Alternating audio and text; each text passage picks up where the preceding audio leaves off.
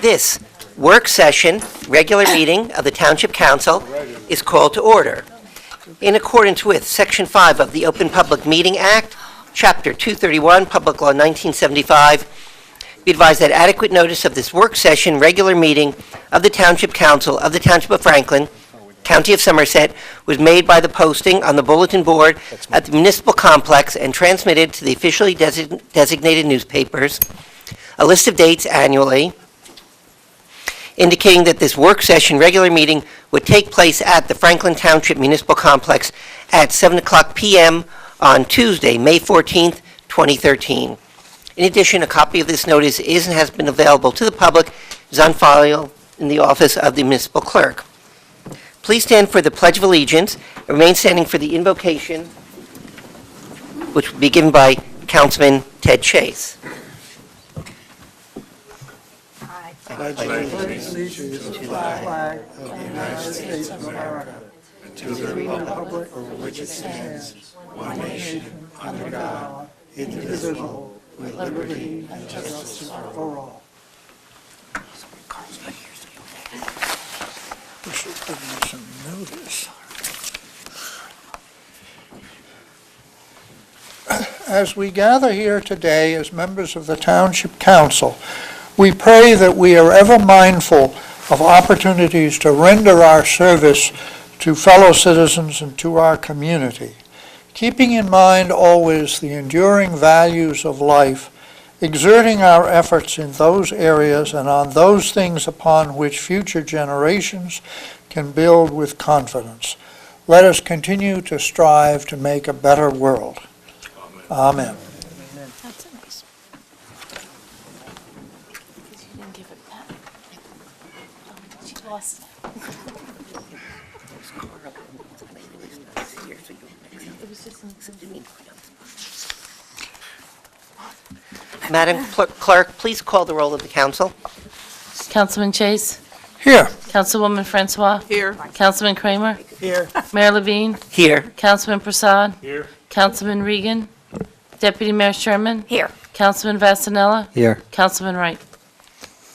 Okay, thank you very much. We are following along on our agenda, which you can find over here by clerk, Ms. McCarthy. It's on our website usually the weekend before, so you can see ahead of time what's happening. Please feel free to come up and get them at any time, along with associated resolutions and ordinances. And again, that's on our website too before the weekend, so you can know what is happening. We're now at item number 5 on the agenda, commendations, proclamations.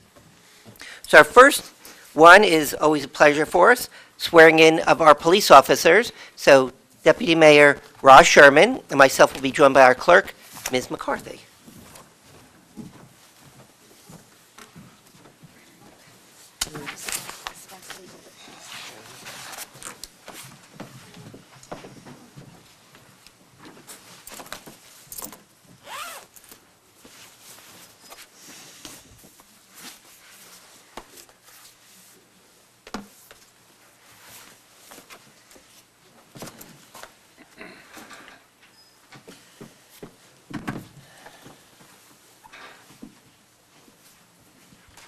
Pat.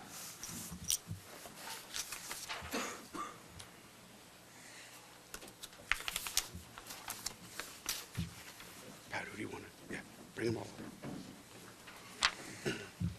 We're going to start due to the fact that we are a paramilitary organization with the promotion first of Sergeant Lilivar, and then we'll go to swearing in of the new officers.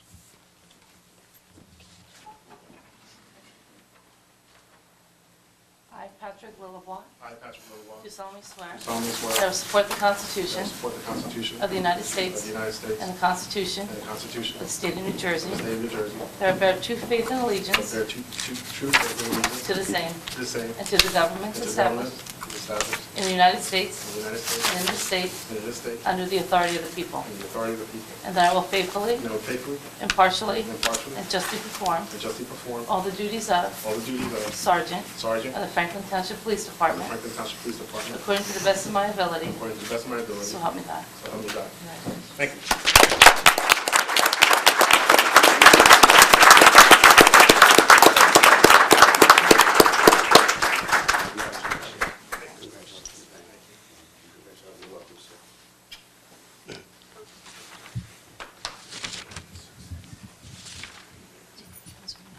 I'd just like to say, Pat began his career here in Franklin in 1999. He served the department in various roles. He was in the patrol division, and he did work for me when I was a sergeant in the neighborhood police team. Then he went to the juvenile bureau, and he was our Megan's Law coordinator when he was in the juvenile bureau. Pat holds a degree from Rutgers University, and he will be assigned to the midnight shift as a patrol supervisor, so I wish you the best of luck, Patrick.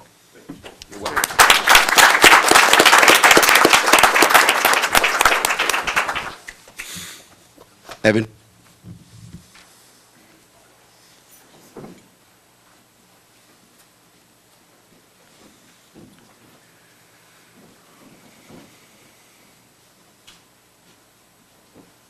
I, Evan Sullivan, do solemnly swear that I will support the Constitution of the United States and the Constitution of the State of New Jersey, that I will bear true faith and allegiance to the same and to the governments established in the United States and in this state under the authority of the people, and that I will faithfully, impartially, and justly perform all the duties of patrolman of the Franklin Township Police Department according to the best of my ability. So help me God.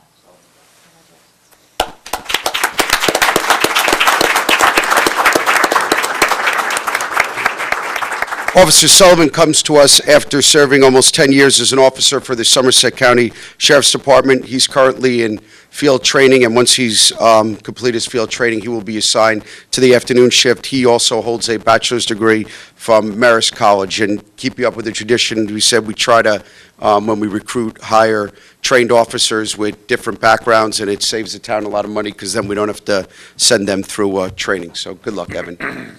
I'd also like to thank the governing body. They have been gracious enough to let me build the command staff as well as hire officers to get the department back up to strength, so we thank you.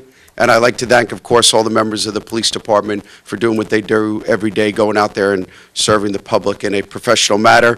And with that being said, I'd like to say that we were just accredited by the New Jersey State Association of Chiefs of Police, and August 13th, the state chiefs will be coming to do the ceremony and presentation of our certificate for state accreditation. Nice. Thank you.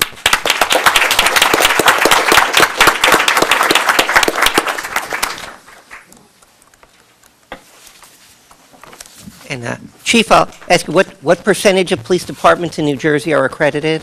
Right now, less than 10%. Less than 10%. We're in a very unique group. Congratulations to you and all of your staff. Yeah, he did a great job. It was a 2-year process, and we got one of the highest scores in the state of New Jersey. Very good. Thanks. So we do have one of the finest, most diverse, including female officers of any police department in the entire state, and we're extremely proud of them. Next we have, joined by Councilman Phil Kramer, our another group we're very proud of is our Girl Scouts. There are many who had their Gold Award, and you know what,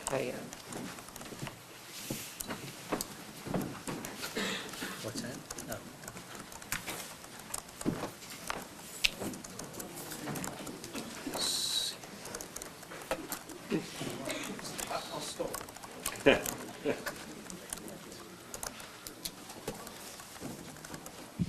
So, I was fortunate enough to be invited to the Gold Award ceremony this last Saturday at St. Matthias, and I was certainly moved by the ceremony, and I thought I would want to commemorate it by presenting proclamations to all of the scouts and to the scout troop leader.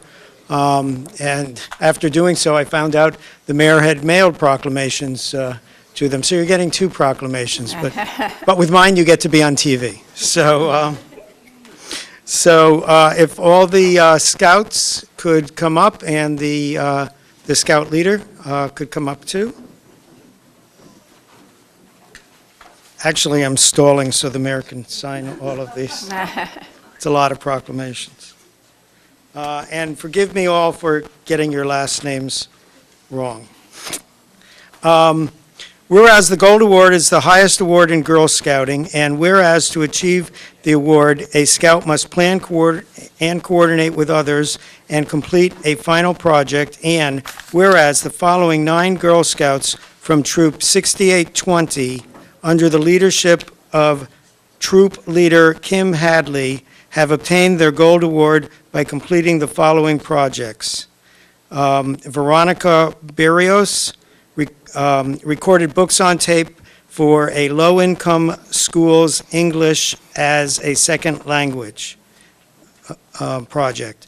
Elizabeth Calgrande built a bench from the playground, for the playground at the Lake Drive School of the Deaf. Christina DiMarzio supplied 300 teenagers in Haiti with small first aid kits they could use to clean and treat minor cuts and scrapes. Christine DiStefano built a sandbox table for special needs preschool children. Shannon Fillmore partnered with the Somerset County Park Commission to build a 9/11 memorial in Quail Brook Playground. Krista Haworth organized and led a workshop on healthy eating for girls entering grades 6 to 9. And then Taylor LaCourte taught weekly ballet and hip-hop classes to underprivileged girls. Gina Chanella, who I was her mentor, so I should know her name, maintained and cleaned up an abandoned house, posing environmental and aesthetic problems in her neighborhood, and Darby Casey organized a group to build 2 Adirondack chairs and a large picnic bench to enable the Center for Great Expectations to hold classes or eat a meal outside together.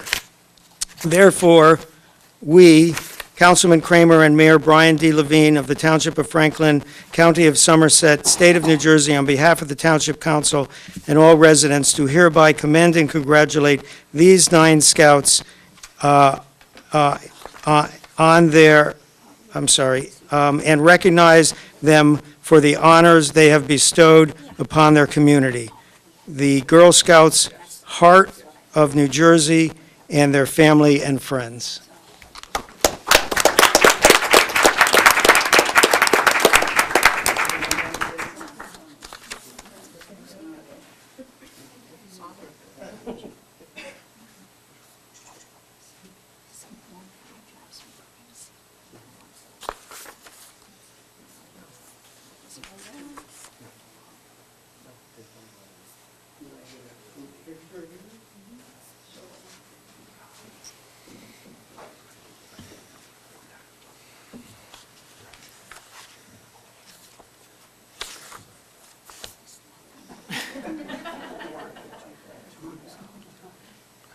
Get up, Bob.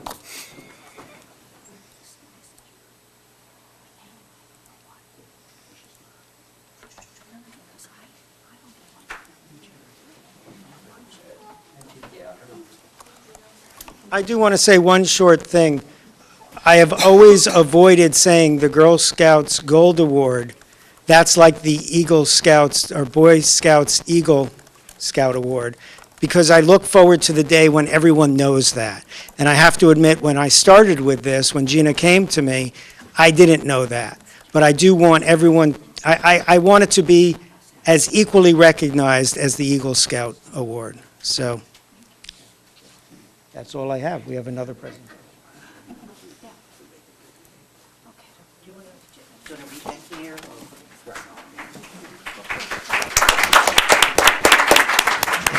As Councilman Kramer said, congratulations to the girls, the leaders. I know you put in all that, especially the moms and the dads a little bit too, for helping along that way. I know it couldn't be done without them. Teach a great thing to our girls, which is responsibility, perseverance, setting a goal and achieving it, and That's just one of many for all of you, I know. It's a terrific achievement. Now we have Councilman Ted Chase for National Preservation Month proclamation. Whereas historic preservation is relevant for communities across the nation, both urban and rural, and for Americans of all ages, all walks of life, and all ethnic backgrounds. And whereas it is important to celebrate the role of history in our lives and the contributions made by dedicated individuals in helping to preserve the tangible aspects of the heritage that has shaped it as us as a people. And whereas historic preservation is an effective tool for managing growth and sustainable development, revitalizing neighborhoods, fostering local pride, and maintaining community character while enhancing livability. And whereas Franklin Township has recognized the importance of preserving its rich history and heritage and has forwarded the goals of historic preservation by establishing local historic districts, a historic preservation commission, and trust funds that support local historic preservation, by seeking certified local government recognition, by obtaining preservation grants and other assistance, by acquiring historic properties and easements on important historic resources, by implementing redevelopment plans for historic areas, by including a historic preservation element in the Township Master Plan, by successfully nominating districts to the state and national register of historic places, by developing an eco-heritage tourism program, and by working with various organizations to help preserve important elements of its heritage. Whereas See, Save, Celebrate is the theme for National Preservation Month 2013, sponsored by the National Trust for Historic Preservation. Now, therefore, Mayor Levine and I, and our fellow council members, do proclaim May 2013 as National Preservation Month and call upon the people of Franklin Township to join their fellow citizens across the United States in recognizing and participating in this special observance. So, Mr. LaCourte, will you accept the proclamation on behalf of the Historic Commission? Thank you very much. We'll bring this and give it to our next meeting. Thank you, Council.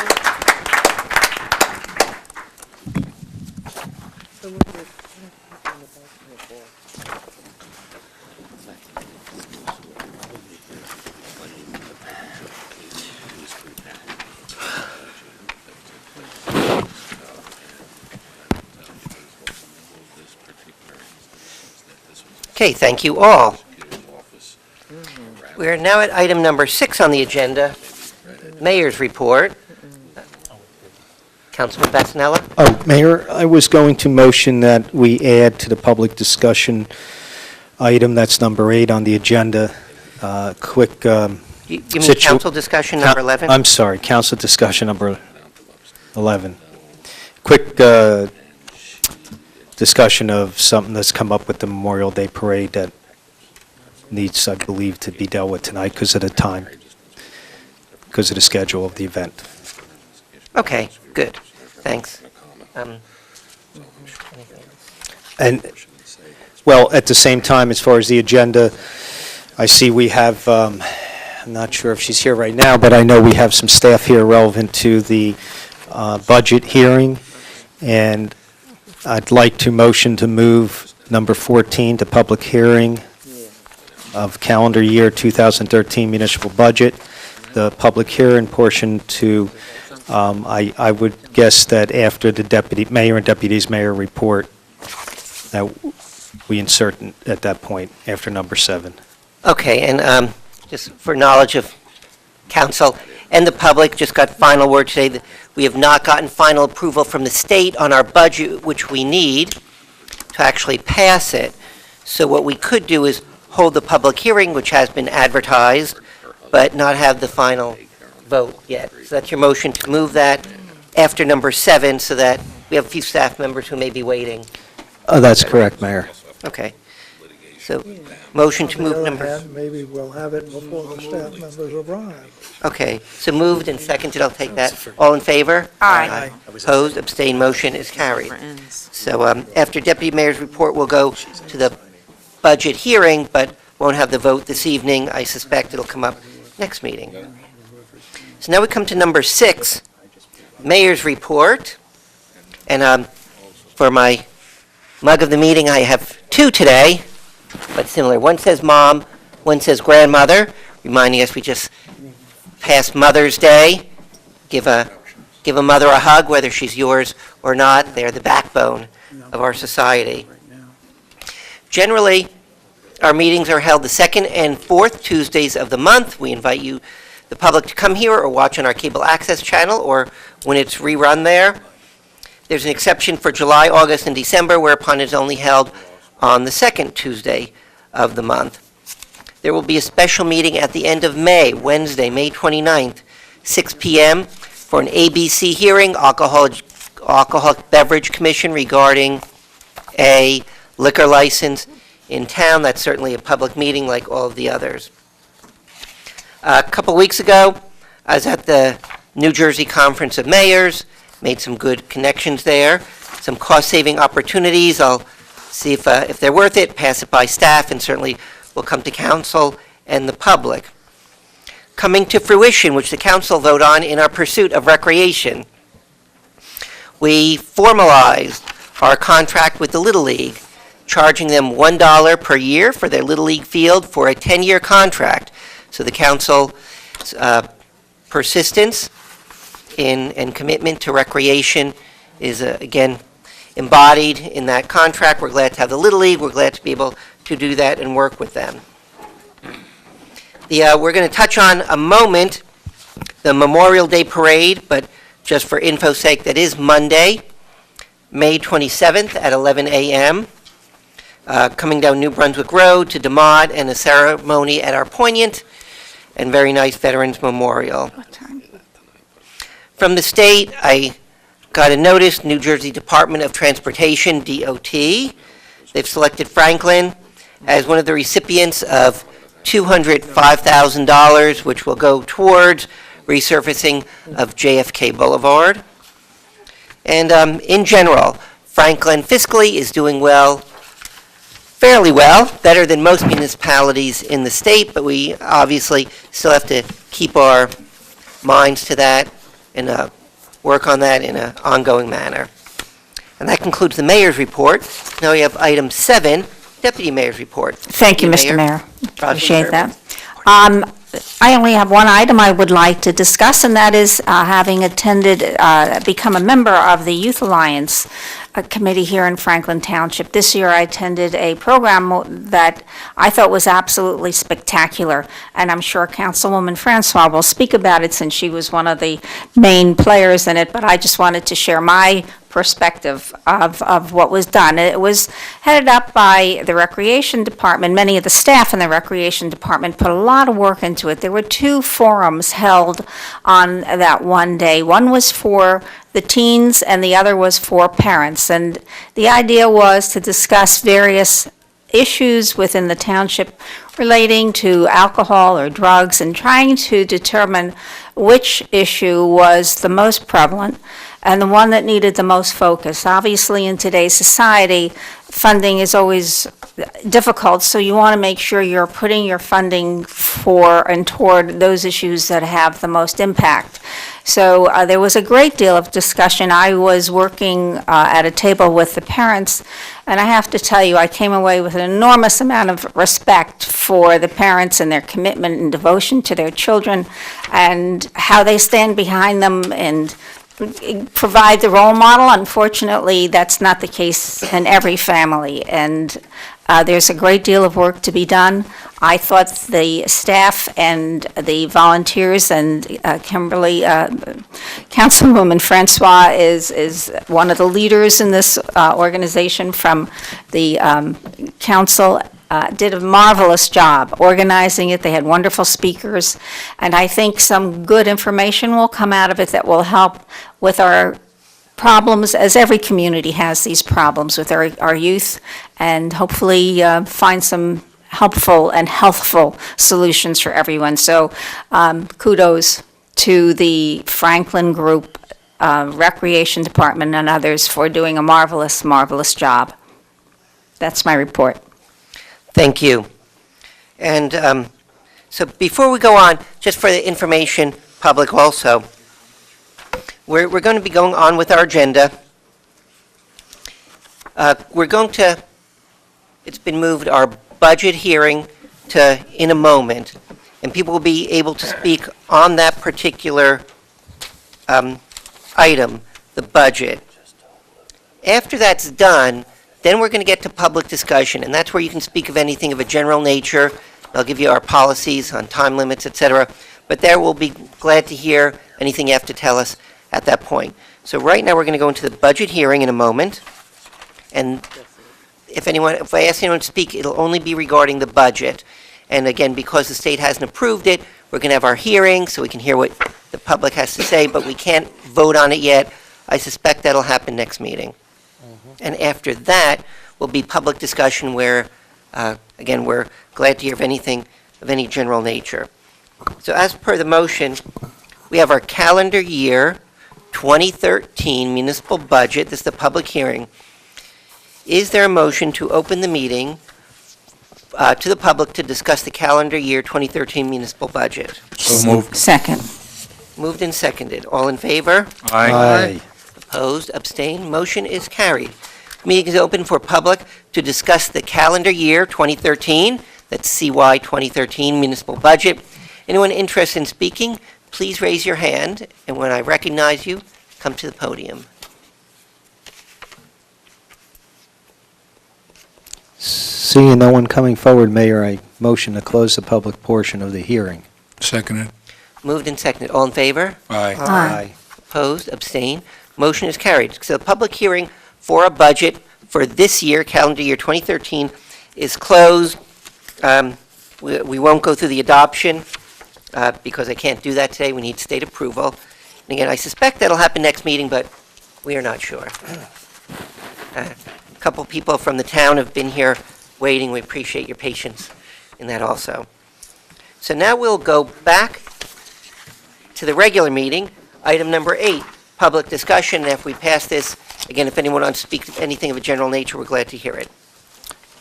Is there a motion to open the meeting for public discussion? So moved. Second? Moved in second. All in favor? Aye. Aye. Opposed? Abstained? Motion is carried.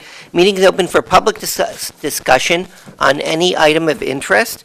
Anyone wishing to speak, please raise your hand. When I recognize you, come to the podium and give us your name and address, please. Yes, sir. And while you're coming up, I'll tell you, you can come up, being audio taped, we're videotaped on our public access channel.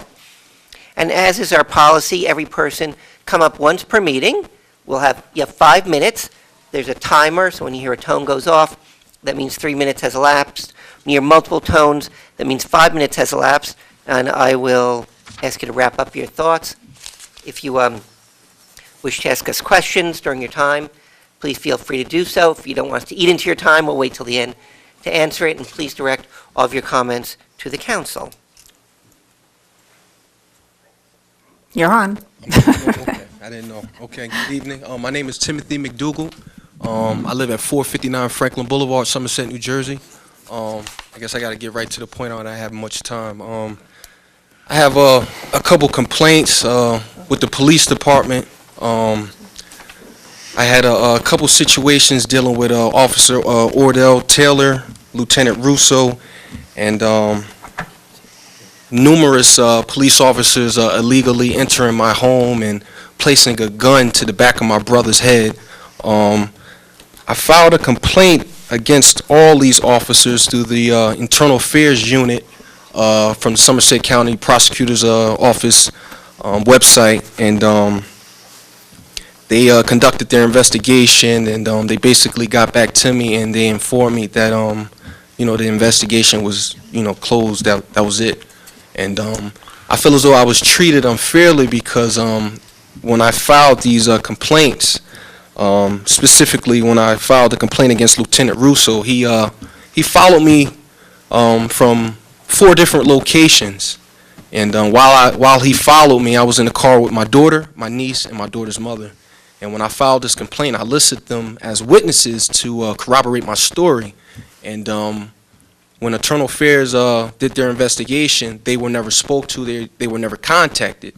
And so I had another complaint that I filed against numerous police officers that entered my home and searched my home and put a gun to the back of my brother's head. And my mother, my sister, and my brother witnessed this incident. And when I wrote my complaint, I listed all of them. And again, similar to the other case that the other report that I filed, none of these witnesses were spoken to. So I took the liberty of mailing certified documents over to the investigating commanders. I believe the one at Somerset County Prosecutor's Office, his name is Lieutenant Brian Hoey, and also the one that works here at Franklin Township Police Department, his name is Gregory Borland. And I sent them certified, documents, basically asking them, could they, if there was some way for them to reopen the case, so I can feel as though that I got treated fairly, so they can speak to all the witnesses that I listed. I have yet to get a response from them, and I feel as though that's a major concern with me because I feel as though these officers treated me unfairly, but Internal Affairs is doing nothing about it. And I also have a main concern with 2 specific officers. My father was murdered in August 2010 by Officer Price and Officer McNamara.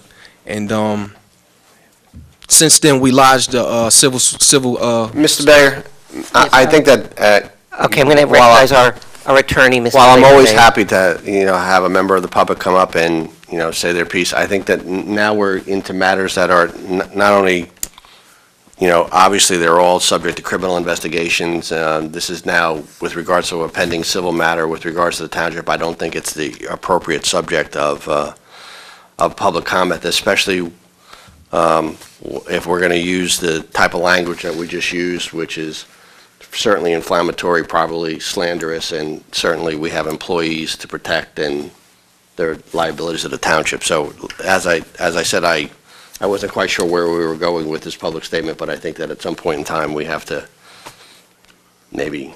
I understand, and I will no longer talk about that, that civil part. I understand. I hope that time was subtracted, since he cut me off.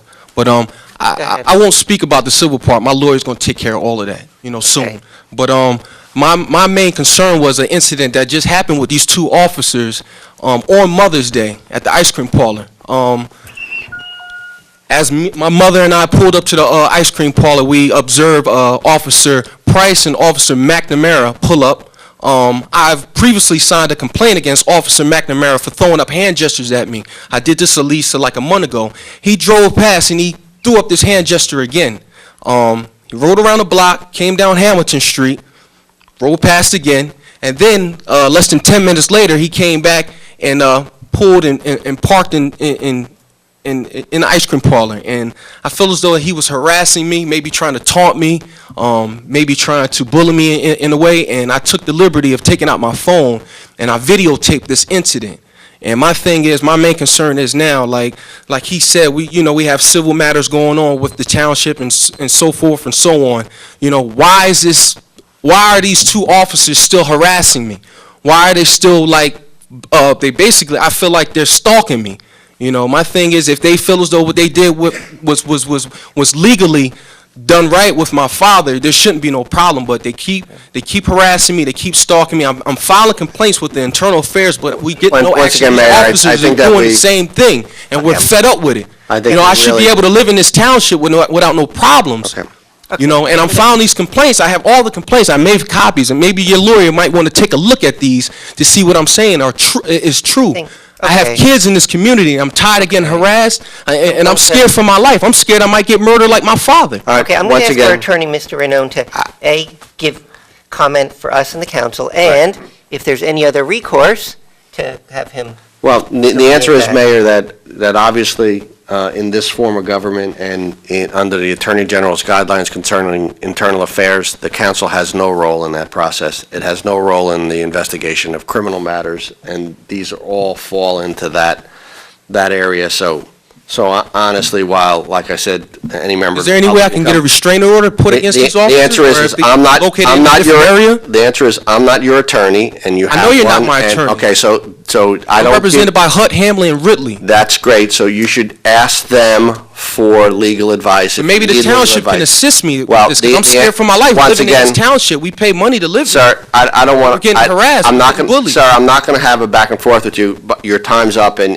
you had a But you chance to cut talk me to off, so again. I mean, Okay, I gave you a few extra moments. I'm going to, understand. okay, so Mr. Renone, you're saying So- he could speak to his attorney, certainly. Sir, certainly, those issues should be raised with his attorney. The issues of internal affairs are not something that is within the purview of the council. It's not our role. We're not getting no results from internal affairs. Okay, It's well- obvious that internal affairs is, I mean, might as well be a part of the police department. Okay, Well, and there are other steps he can I take. don't understand to how satisfy internal with affairs is in the same, so the answer is that same yes. building as the Okay, police I was department. asking Mr. Renone, if dissatisfied with internal affairs, there are other steps you can take. Including resort to Are the you court willing to if take ultimately. copies of my, No, the answer is that I'm not going to, just so for full disclosure, I represent the township in that litigation. If there's information. This that has to you- deal with the township. If this is information that you would like to get to me, I suggest you give it to your attorney and tell your attorney to send it to me. If it's relevant to any of that, I'm more than happy to do it. If there's information that you think is relevant to criminal activity, you should send it to the prosecutor's office. But I'm not talking to you now, I'm talking to the council, and I just want to conclude by saying to the council, once again, that these are matters that are subject to the internal affairs process, ultimately under the review of I the heard you prosecutor's giggle. office. I don't and- see what's funny. I mean, we're going through this. It's a different Who? state for us. I mean, Okay. we're, Just- you know, we're getting brutalized, Thought we're it was getting, funny. we're getting harassed. I mean, what's, I don't, Okay. can we get I'm some gonna type of real Okay. ask- results? I'm going to I ask mean, Mr. Renone to conclude. thank you. Go is ahead. it because Mayor. I'm black? Mr. I mean, what's I'll going ask on? Mr. Renone to Tired of conclude. it. I'm filing complaints. I'm not getting no results. Okay, Okay. okay. I'm going to ask you, had your time was Laughing said. ain't nothing funny. Okay, conclude, and then I'll. I'm not sure that It's a comedy anybody, show. I'm not sure that anybody, This is Took- real life. okay. I'm not sure that anybody takes any of this funny or anything other than serious. I just need to finish what I was saying, so who's laughing? Whatever. Okay, again, Okay. serious So- matter, we're all taking it, So, Mr. and, Renone. and so in any event, Mayor, as I said, everybody's got a recourse ultimately to the courts, and that's the, kind of the place of last resort, but certainly everybody does have that. And it's, it's hard sometimes for the public to understand, and sometimes people who deal with the process, but there are statutes in this state that essentially make the internal operations of the police department something that is outside of, let's call it, political control or control by elected officials, and actually even controlled by the township manager, who has some control but doesn't have control over the internal day-to-day operation. He can't interfere with any investigation, internal affairs or a criminal investigation. So there are those processes for following them. It's the reason why there's a set of laws, both federal and state laws, that protect people who are in these circumstances. They're real and substantial laws. They have fee-shifting provisions in them that pay people's attorney's fees when they have successful claims against police departments or municipalities. So there is a series of laws and protections in place.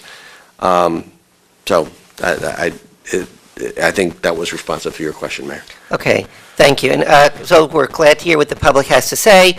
And just for information for the council and the mayor, We are precluded from doing anything with internal investigations or police. Actually, it's illegal for me to go and suggest anything for the police because it's supposed to be independent, and that's under the prosecutor, which is another independent. As Mr. Arnone said, if anyone doesn't like the results of most anything in town, there are other appeal processes too. Okay, anyone else from the public wish to speak? Yes, ma'am. And the same if you give us name and address, please. Appreciate it. And Yes, my name keep is yourself Vivian McDougal. about 3 or 4 inches from the microphone. That way we can hear you. Okay. Ms. McDougal, is it? Vivian McDougal, 459 Franklin Boulevard, here in Somerset. As my son has spoken, it has been going on 3 years now, and I will go to the public and the press because I'm not getting any results from the township. I've been quiet so many years, and the truth is going to have to come out, and I'm going to be willing to speak because I'm not getting no kind of help from the township whatsoever. First, with my busing, when I opened the Mac Clubhouse in the memory of my husband, we have a bus zone that we went to the township, and the children that go to Little Children of God and Mac Clubhouse. Mac Clubhouse sits here, and Little Children of God sits down across the street. I've been grandfathered in over 30 years to run and operate the daycare center. No one got back with me from the Board of Education about the zoning. My parents will write petitions and might rally on that also, because the children don't have to walk from one distance to another. That's my concern about the children. I've been in the community over 30 years and raised so many children within the community, and to have advertisements or anything like that, they advertise anybody else, but they won't advertise Little Children of God nor Mac Clubhouse. When they had published some newspaper articles on Hamilton Street, they advertised other businesses, but not mine. And I think that's very prejudiced in my behalf. And also, in August 2010, late that night, there was a cherry bomb that was thrown at Little Children of God, and they supposed I did an investigation on that also, but no one got back and no response to me whatsoever. I'm in the community, and I did with so many people, thousands and thousands of people from all over, Middlesex, Somerset County, and to come and not be supported by my own town that I live in, it really hurts. And to be standing here in front of you today, it's just that I have to stand openly and start talking public. I've been quiet too long, and the truth is going to be set out to all the people in the public. If I have to rally for my husband, I will rally. I would bring different people down to speak. Somerset been quiet, things have been under the cover so long. God sit high and he looks low, and he is tired of all the nonsense that's going on in Franklin Township. With whatever evil they're doing against my family, they will reap what they sow one day. I will pray for them and continue to lift them up in prayer and let my lawyer handle the rest, and it's all in God's hand. And my complaint also is that harassments from police officers. I mean, you said it wasn't your job to do that. Whose job is it? As a citizen, if we get harassed by them, who could we complain to? These police officers continue to do these things. I mean, I uphold the law. I uphold the things in the community also. And I have parents that I have to protect my children that walks these streets. We open up another organization, Cool, creating our own leaders for the children here in Somerset, keeping children off the street and not committing crime.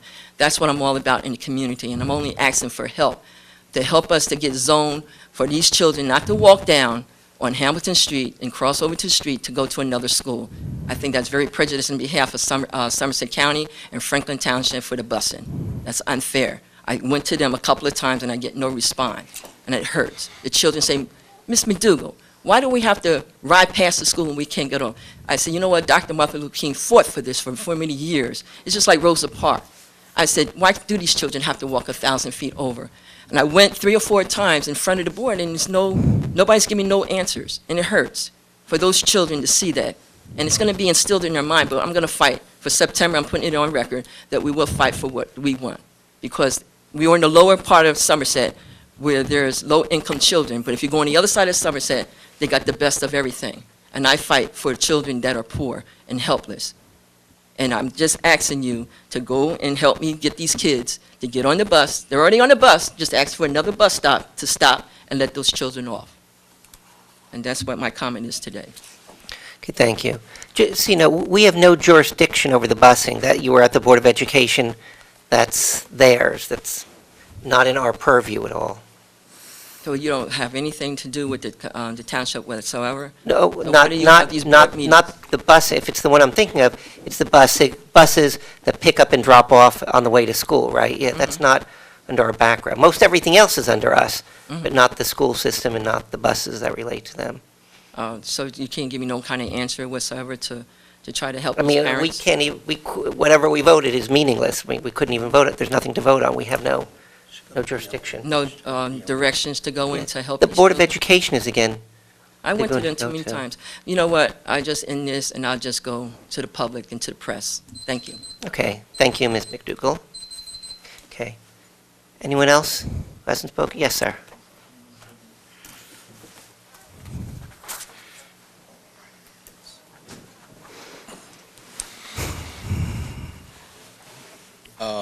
Tormel Pittman.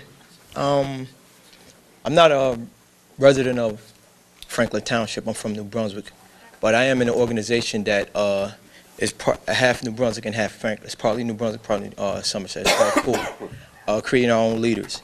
And I do a lot of work with the McDougall family. We do a lot of events. We bring certain people to Clubhouse. We do all type of events. And, me just being around the family and hearing you guys speak, it kind of concerns me because you guys are saying there's nothing we can do. There's nothing that's out of our hands. And that hurts my heart to see all these elected officials up here. You guys are elected officials. The community rely on you to make decisions. And then when you have a person come up here and tell you that after their father was caught, it's not slander when it's a fact that his father was murdered. I don't know why they use the word slander, but a person was murdered, and now the child is being harassed after a father is murdered. Then you have the same officers that put yourself in the position. The person that's responsible, quote unquote, whether he did it or not, whether it was legal or illegal. Mr. Mayor, once again, I'm going Yes, sir, I know. to, we're going down the same road, and I'm sorry, I try to be respectful to people, and I don't want to Okay. disrupt you, but we've gone down this road, we're covering this once again, and I think, once again, Mayor, we're getting into an area that really is not properly the subject of this, I want to know of what's this the public meeting. responsibility of elected officials. People went out and voted for you people to protect the community, to serve the community, to make a difference in the community. You have all these people up here saying there's nothing you can do about a person. Let's exclude the fact that they were police. Say if they were regular, ordinary people that did this. You're saying that there's nothing you can do about a person being bullied, but within the community? They're going through every channel they could to make sure that they don't do something stupid to be arrested and locked up. And you're saying there's nothing you can do, go to the internal affairs. But when you have no confidence in the internal affairs, what do? Go to the county prosecutor's office. But when you have no confidence in the county that's prosecutor's office, what do? I'm guessing the State Attorney Attorney General. General's office, correct. Attorney General? In Trenton. You did it too. At some point, when That's would the you hierarchy. take responsibility for what's going on in your community? When are you guys sitting up here in front of these microphones going to take responsibility for what's going on in your community? Because if it's something that you don't approve of, but you're saying there's nothing you can do, that's neglect on your behalf. That's neglect on your behalf. Because you can do something. You can contact someone. You can get to the bottom of what's going on. He may be telling a bold-faced lie. But then again, he may be telling the truth. It's up to you to find out. It's up to you to find out what's going on within your police department and within your township. I don't think you have to go to someone else to find that out. I think you can do it on your own, to find out if these officers are truly doing what he says or if they're not. If they're not, they deserve to be left alone. But if they are, they should be reprimanded. And I think it's your job to find out whether they're doing it or not. I don't need the entire 5 minutes. Okay, to answer you, Mr. Pittman, my personal expertise is not that area. I couldn't tell.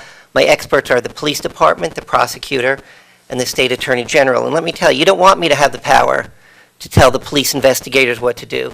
Because if a relative of mine were arrested, you don't want me to have the ability to go in and tell them to do something or not do something.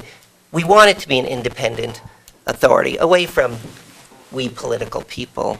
And that's what we do. Okay. All right. If there's, I delineated the hierarchy.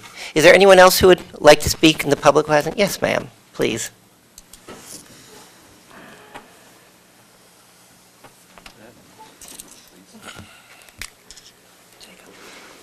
Yeah, this one. Hello, good evening. Hi. My name is Lori Montgomery. I'm not a resident. I used to be a resident of Somerset. I am currently a resident in New Brunswick. There was an incident that happened to me on May 1st of 2013, which I became the victim of assault and battery to a person I used to date. He happened to live in this Somerset location. I have contacted the New Brunswick Police about this, and also they told me to go to Franklin and let them know exactly where he lives and to see if they can go find him and,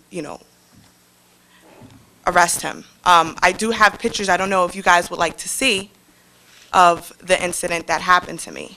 Now, as far as what they're saying, this was simple assault, which it was not, clearly. I reached out to Franklin Police a couple times. I called. I went up to the station. Nothing has been done. I even gave them my restraining order because I had to go and get a restraining order against him. I did press charges against him as well, but nothing was done. No cops went to the address that I gave to them where this person resided at. And now I don't know if he's still here, and I don't know if he fled. I'm hearing a lot of different things. But when he was here, I did contact Franklin Township Police, and they said that they will call me back. They said that they'll send someone over there, but nothing was done. This worries me because at the end of the day, I almost died here. I woke up in the hospital as a Bonnie Doe. I woke up in the trauma unit. And to have someone on these streets that can go around and do this to other women, it's insane. And for me to go to the police and give them the proper information, and them not even going to check to see if he's there to, arrest him, nothing, not even give me a phone call back to let me know if they did it or not. I don't know as to what to do about this situation, and now this is why I'm presenting this to you. Okay, since it's a legal question, I'm going to ask our attorney, Mr. Raynone. Certainly, we have your name for the record. And I don't think this is one of those things where it's not unusual for people to make requests about the police department and what's going on with something. What we'll do is we'll pass it on to the police chief and the manager, who will make sure that the police chief has somebody from the department reach out for you and give you a status of what your case is. I just hope this guy is off the streets and caught. Because at the end of the day, I'm someone's sister, I'm someone's daughter, I'm someone's niece. And if this was to ever happen to any one of your family members, I will hope that you would go by, the right procedure as far as really getting this guy and, locking him up. Mr. There are 5 Warnaker? police officers standing behind you, including the chief of police. My suggestion is that you go out in the lobby and speak with him. Okay, thank you. Okay, thank you, Ms. Montgomery. Anyone else who hasn't spoken would like to speak?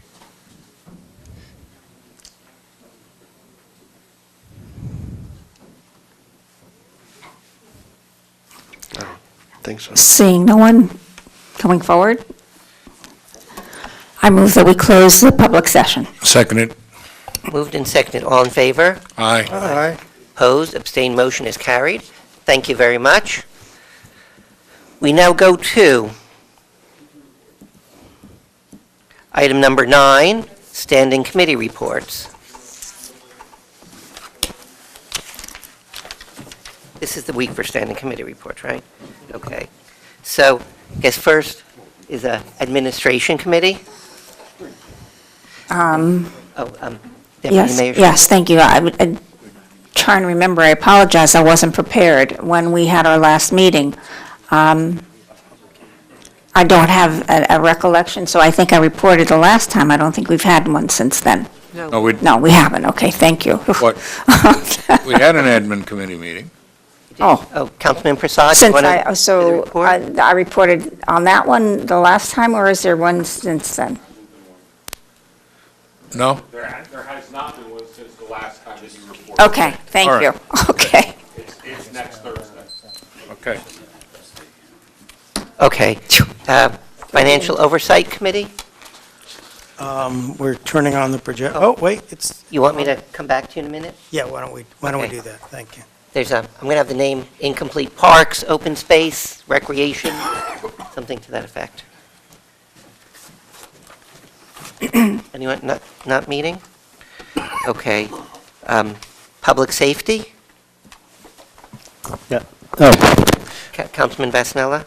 yes, Mayor. Well, we met today, so a lot of this is just brand new, and we're getting some of these details are in the process being rectified, but we'll be bringing in the near future presentation concerning a certificate of continued building compliance for consideration of council to pass an ordinance. There's some parking issues that we're dealing with, and you'll be seeing them come forward in the form probably of a resolution, or may require an ordinance. We're working on a crosswalk on Veronica Avenue. Some traffic issues in Magnolia, which may be moving in the direction of speed humps, and we're finalizing those details now. Pine Grove, there's some traffic issues. Again, the police are in the process of implementing an action plan, and have done traffic counts, and we'll be getting the final numbers of them soon. And just did a review to make sure all of safety issues regarding our underground pipelines in Franklin are all up to satisfaction of the police department and all government regulations. And there's some issues with some not overweight, but of speeding and other traffic issues in the north end of DeMont, which the police are actively working on beefing up enforcement in that area. So as these resolutions and ordinances come forward to council, or final figures in these traffic situations, the council will get the rest of those details, Mayor. Okay, thank you. And Public Works? There hasn't been Councilman a Page? meeting of the Public Works Committee in quite some time. Okay, thank you. The township engineer tends to call a meeting when he feels there's a need for a meeting, and I don't Which is a think good we idea. members have It is. had a feeling that we needed a meeting. Okay, thank you. And Financial Oversight Committee, Councilman Kramer? Yes, thank you, Mr. Mayor. The Financial Oversight Committee had a briefing on the 22nd of April about the water system, and if the videographer would point the camera at the video screen, I'll go over that. Basically, I asked for this briefing because a couple of things came to light at our water system, at our financial oversight meetings, that made me realize we needed to delve into this. And I'm glad we did. I learned a lot. Those two things were that the system is leaking a large amount of water, and I'll get into the details of that in a second, and that because of certain contracts we spend more money than we need to, and I will get into that too. So I asked for them to come up, the water people, to come up with a presentation, but also a 5-year plan on what we're doing with our water system, so that council can budget accordingly for it. So this is the briefing, or what the presentation to us was an hour and a half. I'll try to do it now in about 3 minutes. Well, I'll get to that in a minute. So first, this is the gang that keeps us drinking water, and without them, we would be in big trouble. They are our number one resource. Here, we have a list of the various water companies from which we get water. The largest, 75%, comes from New Jersey American Water Company, and about a quarter of the water, almost the rest of it, comes from New Brunswick, and then South Brunswick and North Brunswick give us a trickle. From American Water, and this is the place where money was, in quotes, wasted. We have to use every day, and it's judged every day, 4.8 million gallons of water. If we go under on any one day, we still pay for 4.8 million gallons of water. And for instance, this past February, we lost $70,000 or wasted $70,000 because we paid it and we didn't use that water. Now, when I say wasted, it's nobody's fault. We're going to get to ways to prevent it, though. It's not anyone not doing their job or anything like that, but the system essentially wasted $70,000 that month. And that happens to a lesser degree in other months. The New Brunswick water, we have to use 1.5 million gallons a day, but that's an average, so we don't have to do that every day, and that's usually not a problem. There are also maximums that we can use on these, or our rates go up at the higher levels. I don't have those here, but that information becomes important later. We use a total of about 2,500 million gallons a year. We also learned about the pipes we have. One is the DIP type pipes. These are basically good pipes. About 50% of our system is state-of-the-art pipes. But the CIP stands for cast iron pipes. That's roughly a quarter of our pipes, and those are not very good. The average life is about 50 years, and there's 245 miles of pipes around, so that's a lot of pipe to take care of. We also have several pumps, and as you can see, one of them at least is very old, and others are getting pretty old. And these need to maintain pressure in the system, but also move water around the system so that we don't have to necessarily use all the American water. We could, if it can make sure we use all the American water we need to, but not a drop more, because that's more expensive water than from other places. We also have 2 tanks in town. One is 25 years old, the other is 11 years old, and they need maintenance. Then there is the SCADA system, and that is a computer-controlled system. I don't know if this shows up on FTTV, but I have a computer just like that I use as a doorstop. It looks like a 1980s computer, 1990 maybe, and the system is very old software. It's essentially a manual control system. And here is the villain in that $70,000 in the month of February, because it's not smart enough to figure out, okay, stop using water here, use it from there, because we've got to use all that water today, or we're going to get billed for it and we're going to lose money. In addition to that, we need another pump, a variable speed pump that can take that command and handle it properly. These blueprint type things are the way we keep track of any changes in our water system. So someone goes in there by hand and uses a pen to change it, and there's a number of books, and sometimes it gets into some books and not others. So unfortunately, our keeping track of the system has not been great in the past. The other thing I mentioned was the leaks in the system, and unfortunately, this slide didn't come out well. You can't see all of it, but we are leaking 35% of our water. Now, some of that, a leak is if you buy X number of gallons of water, you expect to sell X number of gallons of water. Any water we don't sell, we assume is leakage. But some of that is when you're flushing hydrants. You expect to have that leakage. So there is leakage that you expect to get, but not up at 35%. We would love to have a system that leaks only, say, 10 or 15%. The 35% of leakage is $2.4 million a year. And unfortunately, this doesn't go down. It got cut off at the bottom. What our water people are telling us now is that by 2017, we can fix 9% of the leak.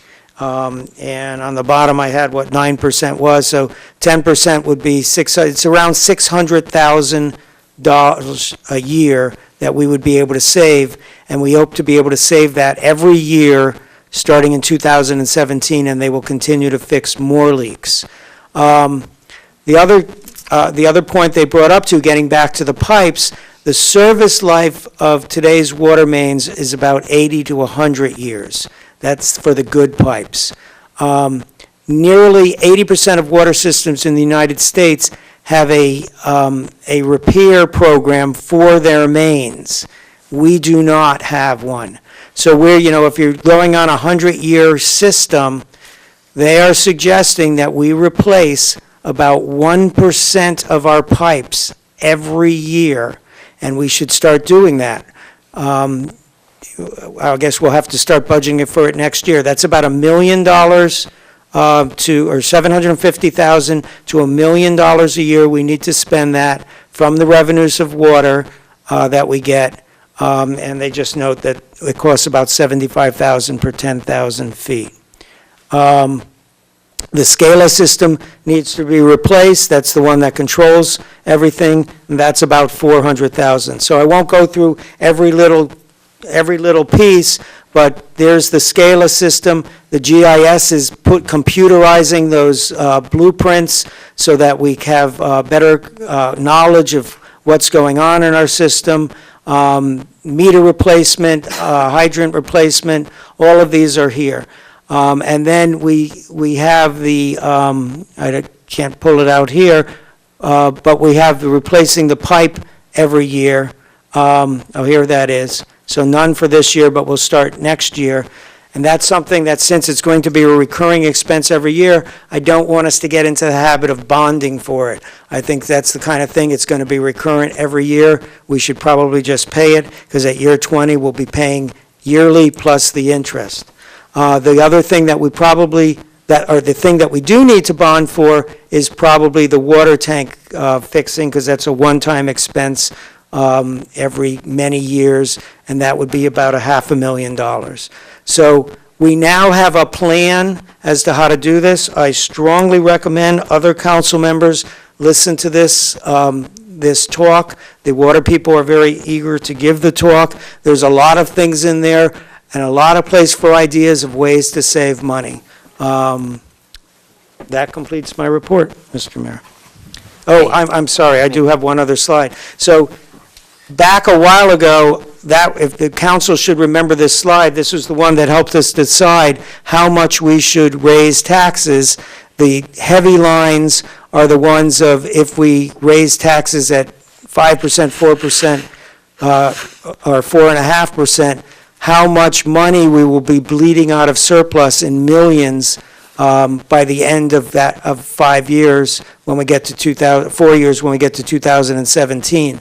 The dotted lines were wishful thinking on my part. If we could take that savings from water by stopping leaks and rediverting water so we don't spend the $70,000 in the month of February, if we could divert that into the township, then maybe we could save this budget thing. But from the previous slide, you see, a lot of that money's got to go towards helping our water system.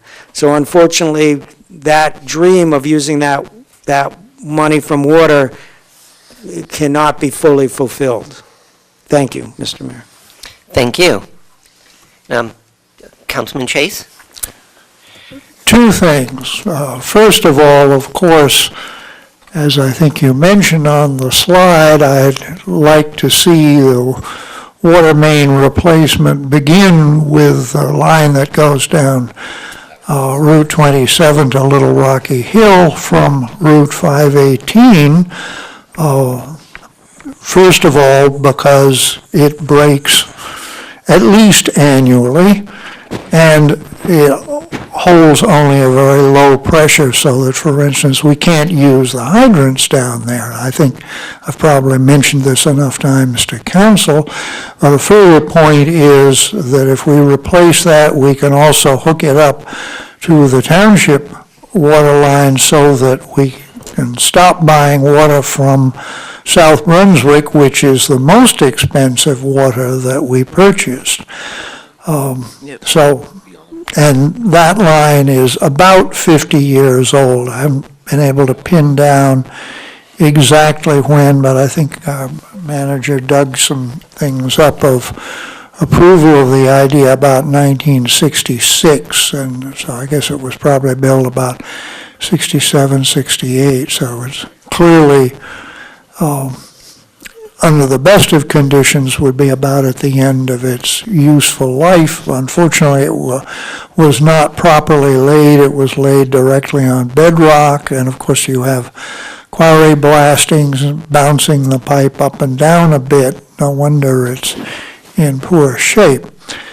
But the second point, unfortunately, I would like to make with Councilman Kramer present, but he comes back. Councilman Kramer, I wanted to make the point that it looks to me as if we save much water by finding leaks, we'll get to where we're using less water than we're contracted to buy all the time.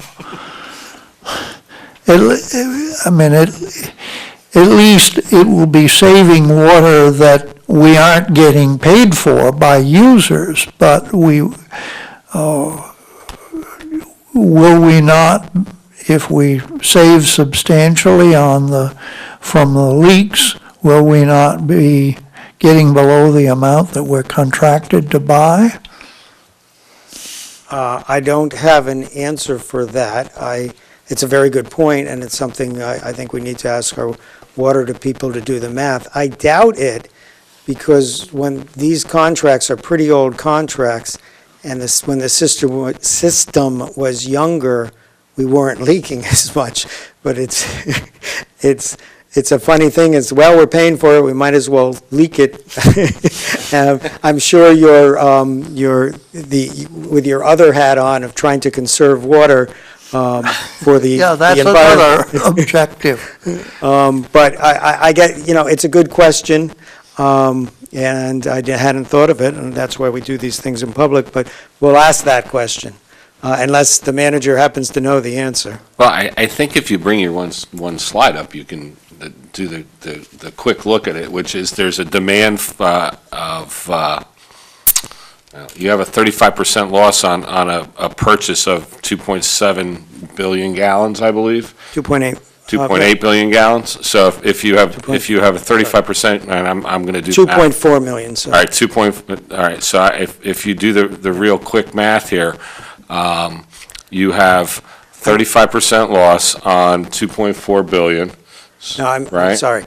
There's 2,500 million Which is gallons. 2.5 billion. Yes. Right, okay. 2.5 billion gallons of water purchased. We're losing 35%, which is about, how many, 525,000. five, right? There. It's the loss is, Go back. A third. a third, so A figure. third, that's about It's about 8.8 billion. Right, so that's And- 800 million.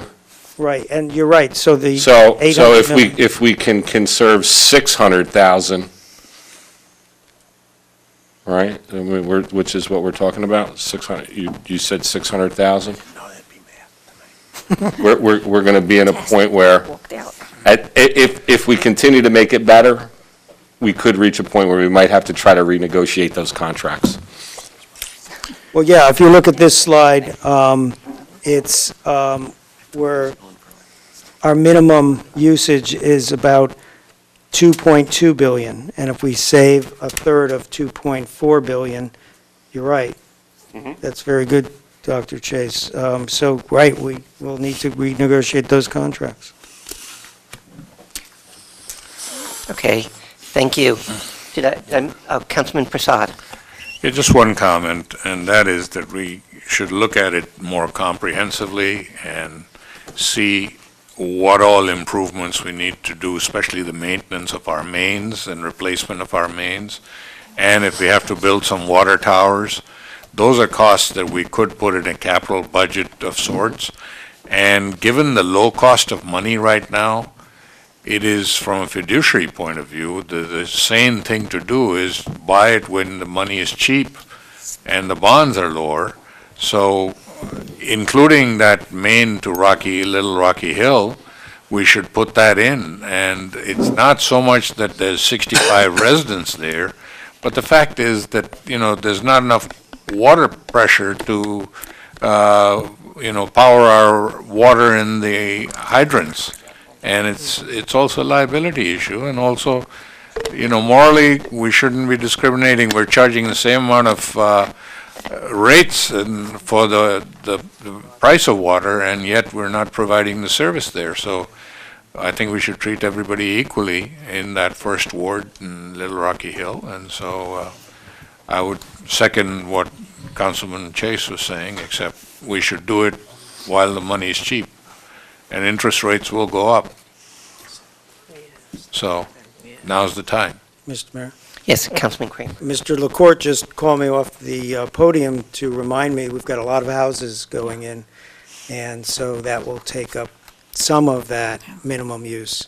But I still think I want a system that doesn't leak, if at the very least to save the environment. That's one of the challenges Dr. Chase is working on, and certainly we don't want to be wasting water that way. Okay, Mr. thank Mayor? you. Councilwoman Francois. So there's about 5 of us who haven't seen this formal presentation, so I think after we do, thank you for giving us a summary, then we can put this on the agenda as a council discussion item and really bite into this and really focus on it. And those arrangements are report. being made for Yeah. that presentation. I did begin that. There was some discussion among the 5 remaining members of Right. council about when they were available. So what instruction I gave to our township engineer today was to schedule both a nighttime and a daytime presentation that the water utility could put on for the remaining council members who have not seen it. So you should be contacted. We can do the Public Works Committee members that are available during the day, and then those of you who are only available during the evening hours, I've instructed him to reach out for all of you to schedule that at a time that's convenient for you today. So you should get that email within the next day or two. Thank you, Okay. Mr. Kramer, Councilman Kramer. That was a real nice summary you gave us. Thank you. Okay. Did I miss any committees? Okay, good. Thanks. So then we come to item number 10, council comments. I guess this time we start here, I think the other side. Councilman Start here? Rashid Prasad? Okay. So I already said something about the water. I don't know if it was publicized, but I think we need to publicize the fact that the Naaman Williams Pool will remain open this summer, and everybody should go there and use it, and especially our kids, the month of July and August, the 2 summer months, while they're out of school, they've got something active to do. And so that the township has budgeted for, and it is a resource that we have that we would be using. The admin committee, we did report, but there are changes that are being made by our manager to provide better service and more security. So you'll see some one-stop shopping that you'll start seeing when you enter the building, and then almost a concierge type of service where if you go to see somebody else, they will come and get you and drop you back. but it also makes our employees more secure, and the whole building more secure. And also, the manager is initiating a staff training program for customer service. This is something he started when he had special projects, and now he's bringing it to a conclusion. So my kudos to the manager on it. And in conclusion, I just wanted to wish the mayor a happy 29th birthday tomorrow. I am social media savvy. I can tell now. Thank you, Mr. Mayor. Very good, thank you. So savvy, he got, you're wrong, it's 27, right? Give or take. Councilman Phil Kramer. Thank you, Mr. Mayor. I guess the only thing I want to comment on very briefly is the issue of the police. Just to say I stand with the mayor on his comments. I think they're very appropriate. We do not, you do not want a council that can interfere with police issues. That is ripe for political corruption, and while I often rail against Trenton, they were wise in what they did in setting up government this way, that we can't interfere with that. And there are layers of government out there to take care of that. There are ways that the public, and they were outlined here, can appeal to this. And the last thing you want is for local officials to have a hand in that. So thank you, Mr. Mayor, for bringing that up. Great, thanks. And thanks for the concurrence, appreciate it. Councilman Ted Chase. Oh, we've switched into council comments already. I thought we were still on reports, okay. The one comment I would have is just a matter I follow closely. A little more than a week ago, the Council on Affordable Housing met for the first time in 2 years, although it's supposed to have 12 members. There were only 5 present, chaired by the Commissioner of the Department of Community Affairs. And they rushed through a move to take from communities who have affordable housing trust funds any money that they had 4 years ago that has not been spent or committed in that time. And you might think, well, if they're not spending this money, why shouldn't it be taken back so that the state can develop affordable housing? Well, I want to tell you where we are. We have committed money. We have committed money to RPM for the construction now going on Route 27, to Genesis for the senior apartments now being constructed at Hamilton Street and Franklin Boulevard, to the Central Jersey Housing Resource Center for a program for small grants to people who have need them, for instance, they've fallen behind on obligations to their homeowners association. But all of these, since the plan that we filed with COA in 2009, therefore, they require that COA approve a revised spending plan. So over a year ago, we submitted a revised spending plan. And my understanding through Mark Healy, who takes care, watches over this and submits this plan, that the COA staff all approved of what we'd done. But then, it was sent to the Deputy Attorney General's office So it sounds as if it has every appearance that the Christie administration is simply going to sit on this money and then try to take it away, not just from us, but from the projects to which we have committed this money. Oh, and I have some very strong words I won't use over the microphone, but I think that this is very reprehensible conduct by the Christie administration.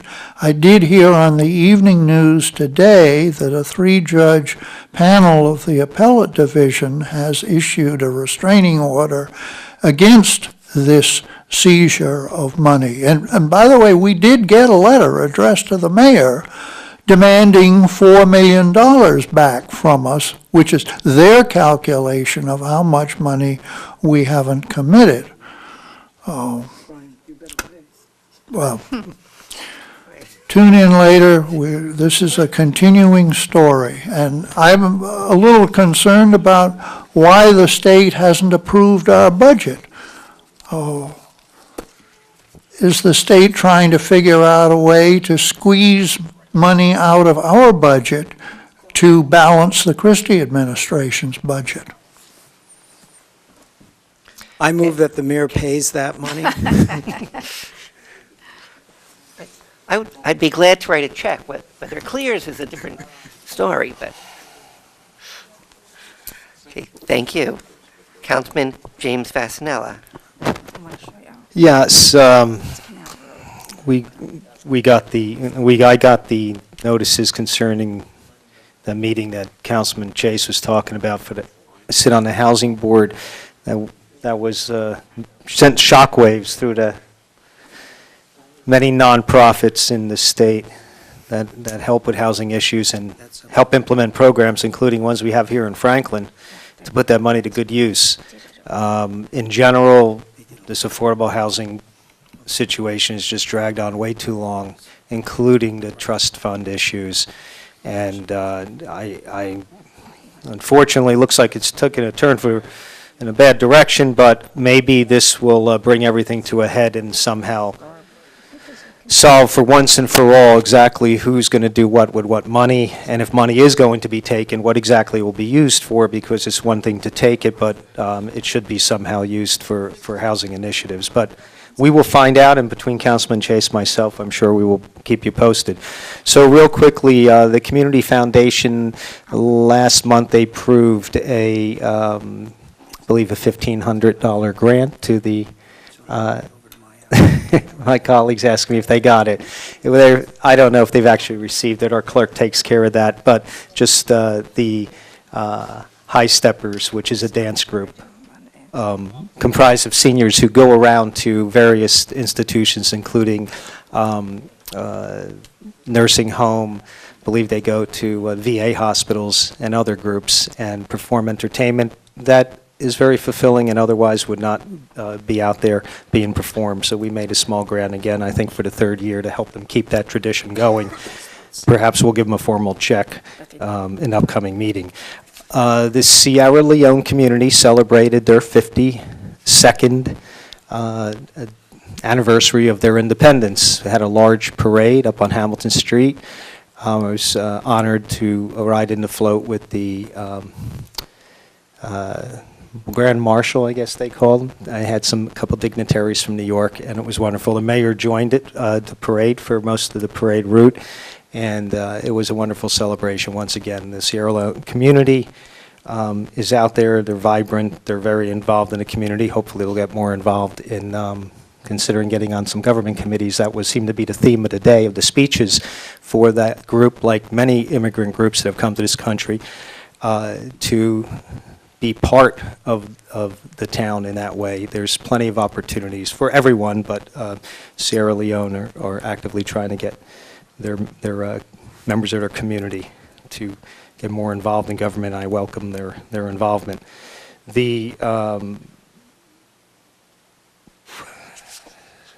Everything has been said that needs to be said about the police situation. And I just want to remind people as they go through this time of year, We have understandably a lot of landscaping vehicles out on the road. This is the season that a lot of spring cleanup and other work is done. And I just want to let people know, and we're privileged to have a lot of good landscaping companies in the town. Just be careful, because a lot of us live on these small, very narrow roads, and whether it's blowers or the mowers going, people don't always hear you. Some of the workers may not hear a car coming, and sometimes we quickly go, I know I do, to go just drive around it to avoid it, of course, but just be careful on these narrow roads at this time of year. There's always cars, kids, workers, and especially now at this time. Thank you. That's all, Mayor. Okay, thank you. Councilwoman Kimberly Francois. Thank you, Mr. Mayor. While I agree with you, Mayor, and the Township Attorney and Councilman Kramer's comments regarding the elected officials not being able to interfere with police matters, I have to say I sat here and I felt that McDougal family's pain and the agony in their voice. And I also felt concerned about the young lady who had suffered some assault and abuse. And I hope that they can get what they need resolved. And I just have to say that, you know, it is somewhat of a hopeless feeling sitting here and knowing that we can't do anything about it as elected officials. But on a more positive note, I'd like to piggyback on what the Deputy Mayor mentioned about the event on May 7th. It was a really, really nice event. It was sponsored by the Franklin Township Municipal Alliance for the Prevention of Substance Abuse in conjunction with the Franklin Township Youth Services Commission, the Franklin Youth Initiative, the Somerset County Department of Human Services, and the Hunterton Somerset County Safe Communities Coalition. So it was an event sponsored by community officials and agency representatives, and we heard from the Franklin Police Department on the panel, the Somerset County Prosecutor's Office, the Board of Education, Somerset County Probation, Somerset County Treatment Services, and they gave us a lot of information about the different types of substance abuse here in Franklin Township. It was I heard about some substances that I didn't even know existed before that people are using. And the whole intent of us coming together, we brought about 100 teens that were in a separate teen forum and about 50 adults, and we had breakout sessions, and we talked about. We received input from parents, from people from the community, from the agency representatives, and based on fact, based on perception, based on what people know about substance abuse in their families and the community. And the whole point was to come out of that session with what was the #1 problem here in Franklin regarding substance abuse. What the problem is, why we have the problem, and why is it here local to Franklin? What enables that to be a problem here in Franklin? And what we're going to do with that information is compile it and then present it for grant applications so we can get some monies here to help us combat substance abuse. We do have a war on drugs, and I think everybody knows that, and I think everybody has had some part of their family impacted by it in terms of overdose, tragedies, drunk driving, accidents, gang-related activity, incarceration. We've all had some kind of impact regarding substance abuse. It's not always alcohol. It could be marijuana. It could be prescription drugs. There's a lot going on out there. And I think by bringing everybody together and getting the input from the community, it was a very, very energetic session. I think we need to have more of those. It's good to get the community involved and get community input. And our next step will be, once we compile the data, file for the grant, we get the money, we're going to bring back people back in and say, okay, now how can we best, what's your ideas about how to combat this? What can we do with the money that we're going to get now that we've identified what the problem is, that we want, the #1 problem we want to address. So I want to thank everybody who participated. Our young people were here in force, and we heard from them, and it was great to see that many young people talking about their lives and what they know about what's happening in our community today with our youth. And then the only other thing I want to say, Mr. Hunter asked me to pass out flyers to our council people.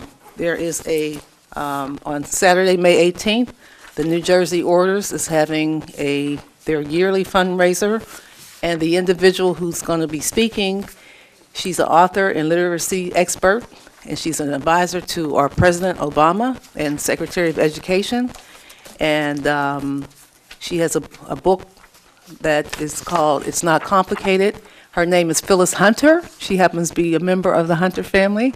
So it costs $25 for adults, $10 for children. And it's going to be on May 18th, which is a Saturday coming up, at the New Brunswick High School from 2 to 5 p.m. And anybody out there in TV land that would like to attend and come and hear from our group of young people of New Jersey Orders, by all means, show up. They will take money at the door. And you can pass, everybody get one? I did. Everybody?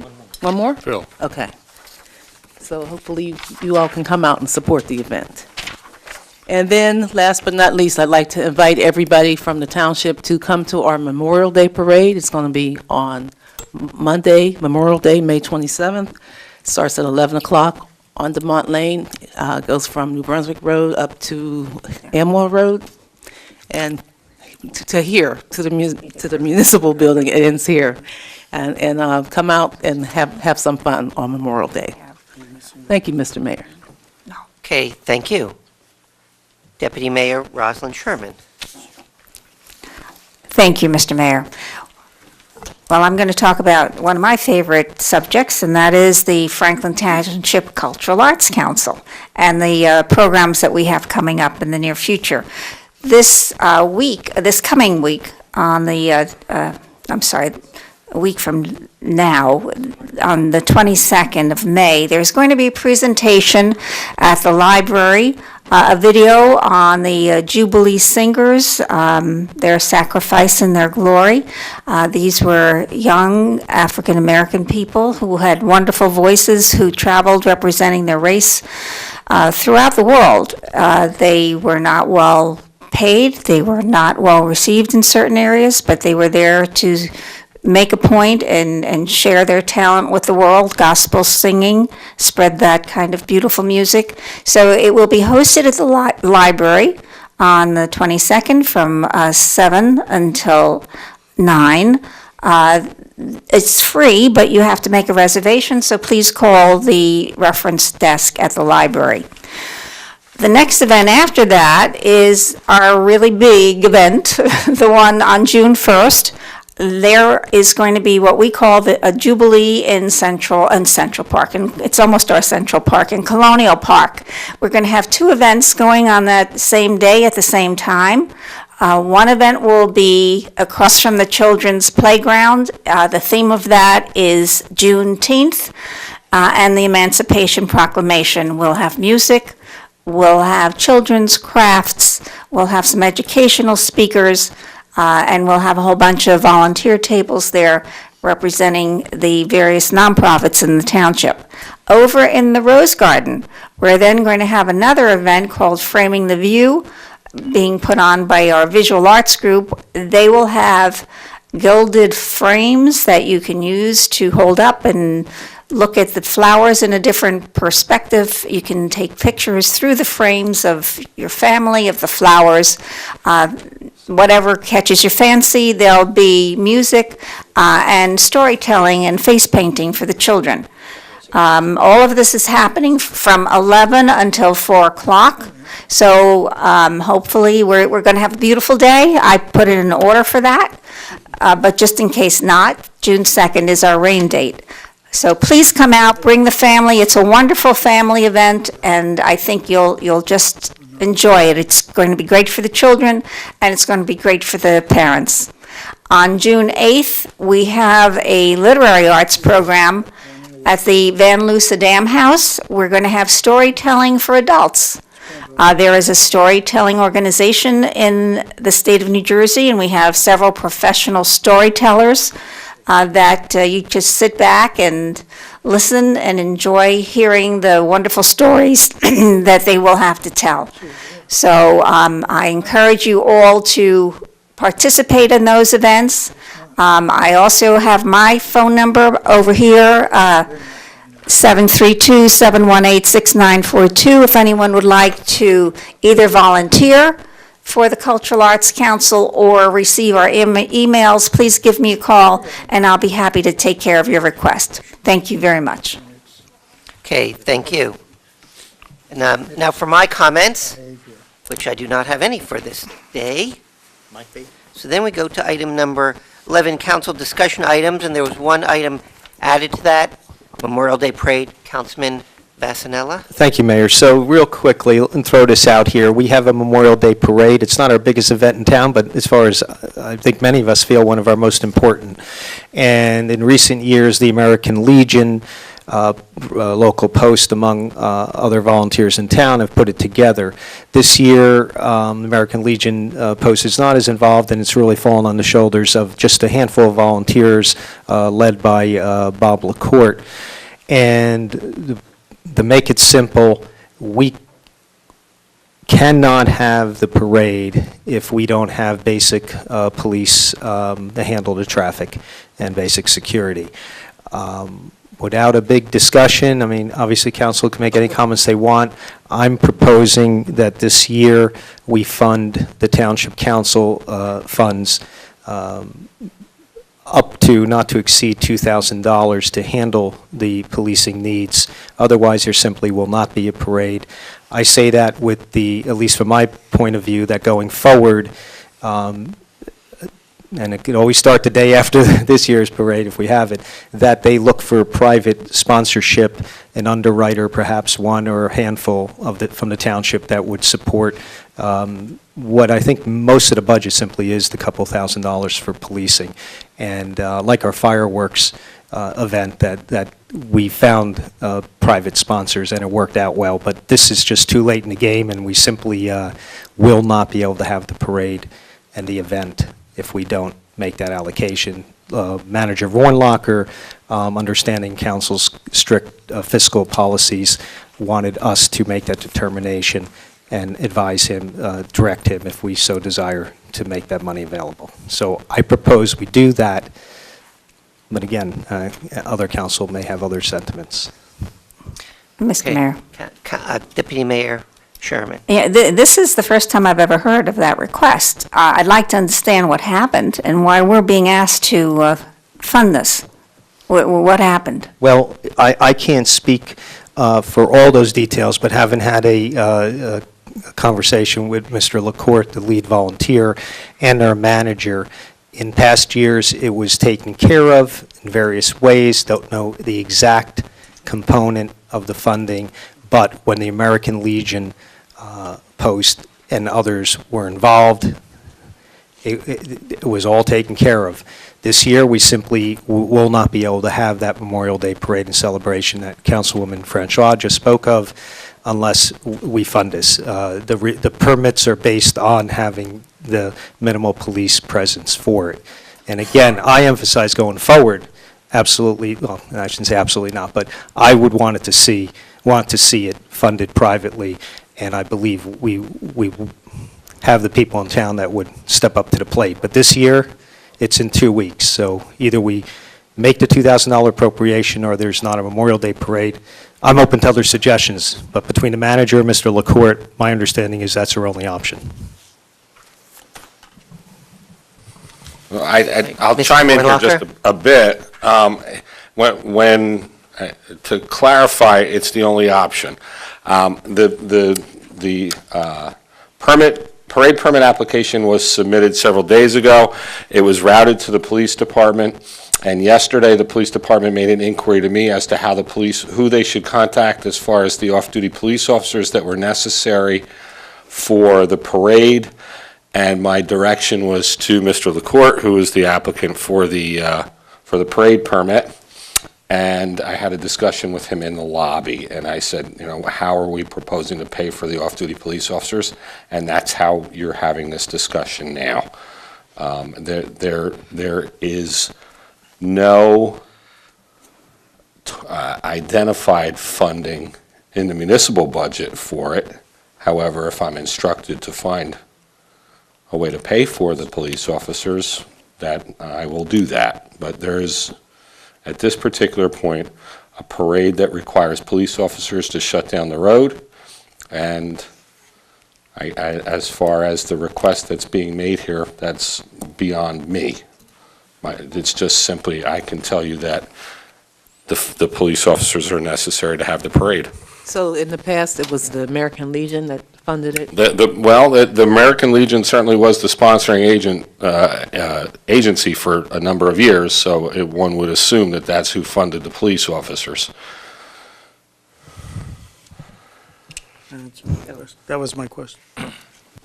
Okay, so the question comes back to basically the motion by Councilman Vasanella, I guess paying for it now, but the caveat, next year you have to find your own funding, basically. Well, Is that it? in a polite way, yes, like a lot of our policies recent years, if we want to have these events, even some of the ones on Hamilton Street, it just has to be, government will not be able to fund them. But I personally feel this year, it's already being advertised, and Memorial Day is something I think it's worth that investment this once. Say one Councilman thing. Francois? Since we have a new manager, this is one of those kind of things that might have fell through the cracks, that we're all kind of blindsided by, you know. I was as surprised as anyone, Councilman Francois, and that's why I mentioned before that Manager Vornlocker is leaving it up to council, and I don't want this to sound defensive. I don't think that this fell through the cracks. This was an incident where we just got the application several days ago,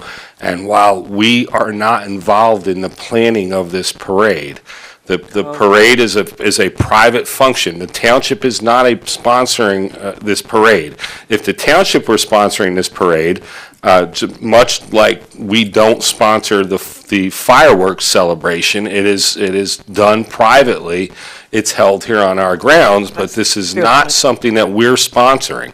If it was, then we'd be on the hook for the police officers, and we would have budgeted for it. But this is something that there is a group of people that wish to have a Memorial Day parade, and they're doing the organizing for that, but now are confronted with the fact that they need police officers to shut down the road to have the parade. And council, several years ago, made a decision as a body that this type of event would no longer be done with overtime from the police department. And that was when I was in the police department, so I'm fully aware of that.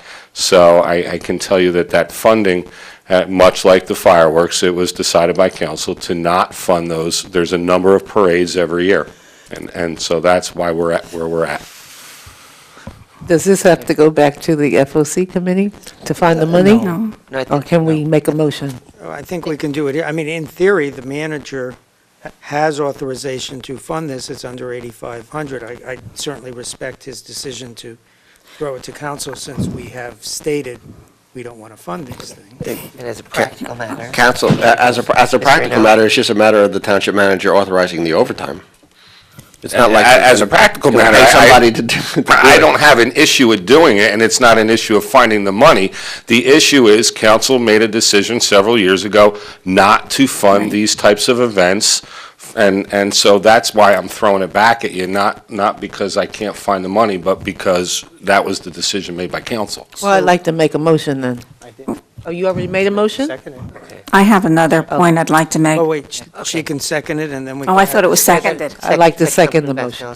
Okay, and Deputy Mayor Sherman? I'd like to know if there have been, I know it's very short notice. Everything seems to have been very short notice on all of this. There are other veterans organizations that could have been reached out to see if there was, someone who would make contributions for this rather than coming to the township. Really, you don't like setting this precedent. It's a terrible position to be in. Everyone wants to honor our service organizations, and then at the same time, we're being asked to do something that we have denied to other organizations. So I feel very conflicted about all of this, and I'd like to know if there's any opportunity to look elsewhere for those funds, any other veterans organizations that would be able to come forward with something. So, Councilman Kramer? Mary, are you done? Yeah. Okay. So maybe you are amending this to, that we fund it, but ask Mr. LaCourte to at least approach some other veterans organizations to see if they would be willing to chip in this year. That's a good twist. Okay. Yeah, okay, that works for me. So I would... I would like to see, some obligation to pay us back, some effort to pay us back if indeed we put out the But money. if he can't, then the manager... We just take his first child, that's all.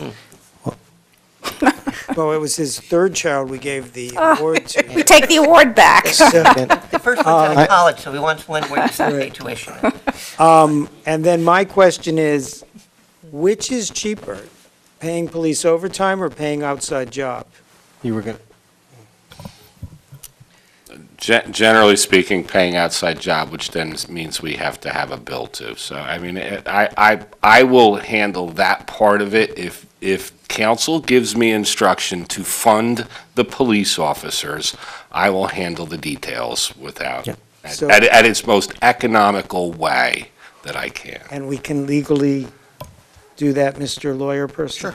Mr. Lawyer Person. Sure, it's a public parade, and we're being asked to provide traffic control. But that we can pay them outside job money instead of I overtime will money. tell you that officers have been funded that way in the past for similar type events, so, Okay. We know you can handle it. thank you. So So- I'd be happy, Mayor, to, no. Okay, I would like to offer the amendment. Do your job. Second it.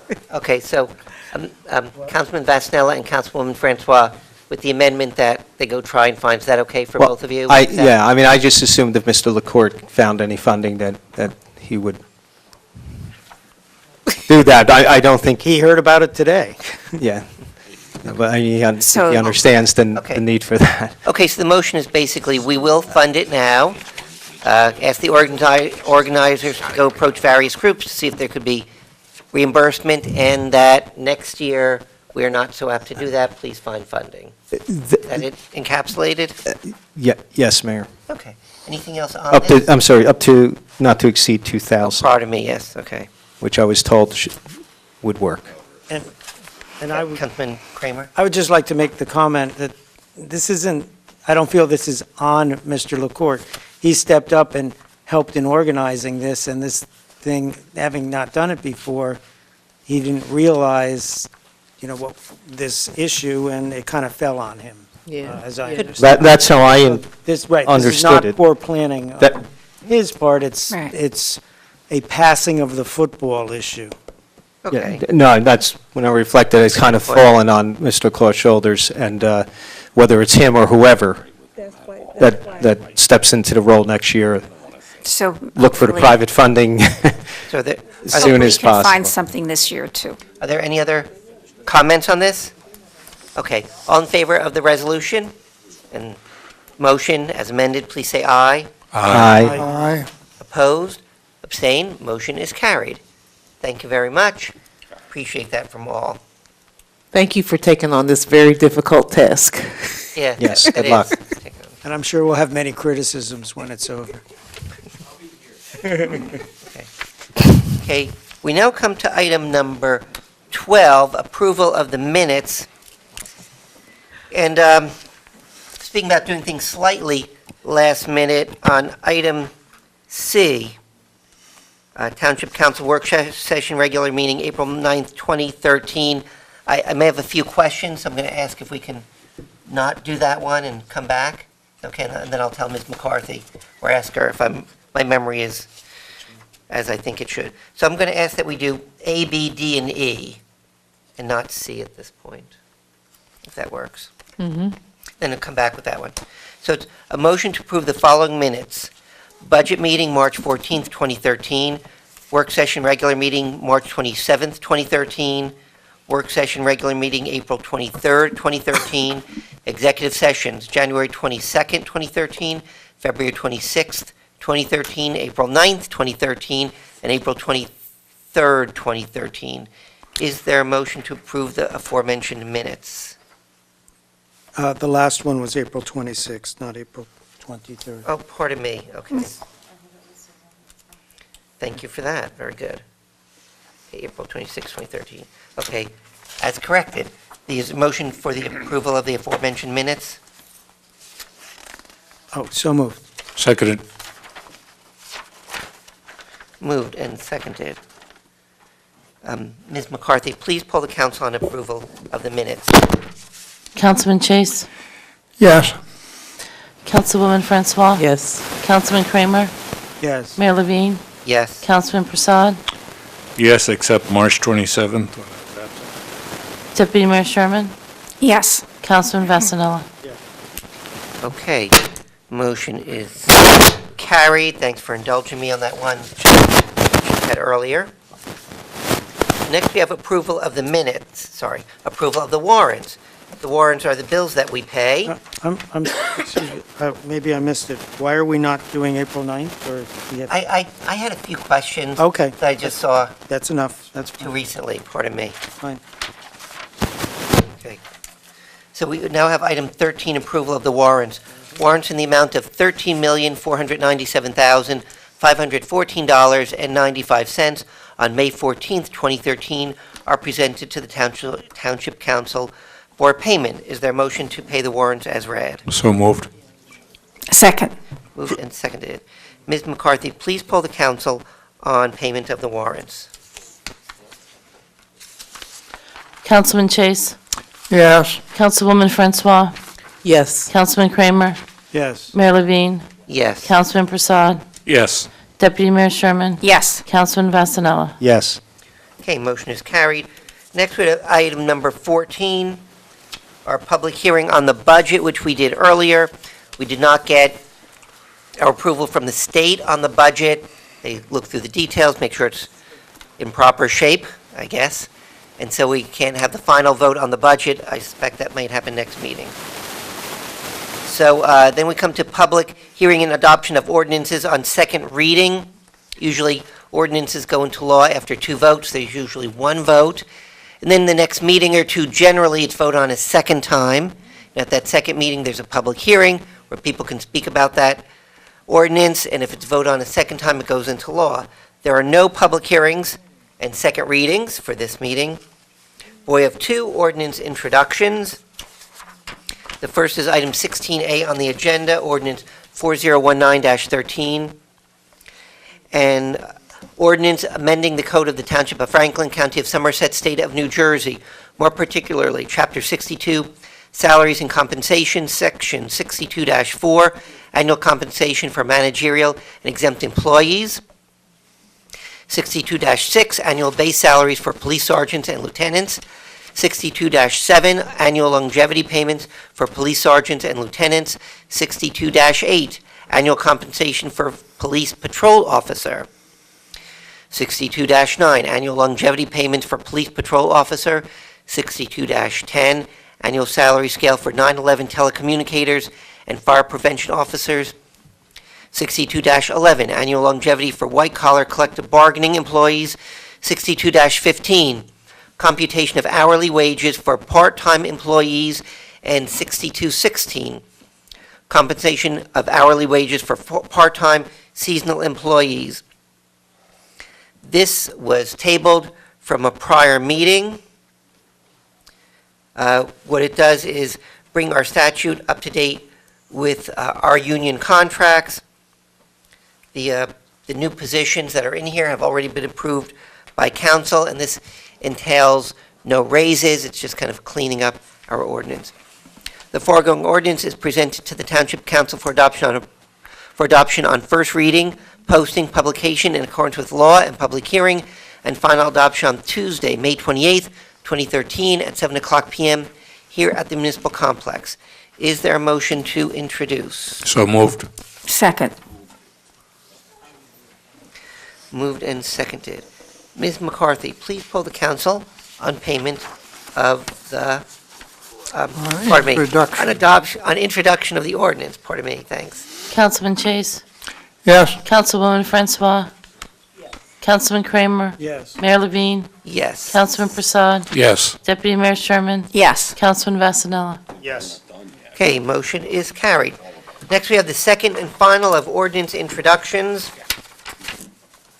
This is item 16B on the agenda, ordinance number 4020-13, an ordinance of the Township of Franklin, County of Somerset, State of New Jersey, authorizing acceptance of a right-of-way deed from 5 Belmont Associates, LLC, in connection with Block 528.06, Lot 5.05.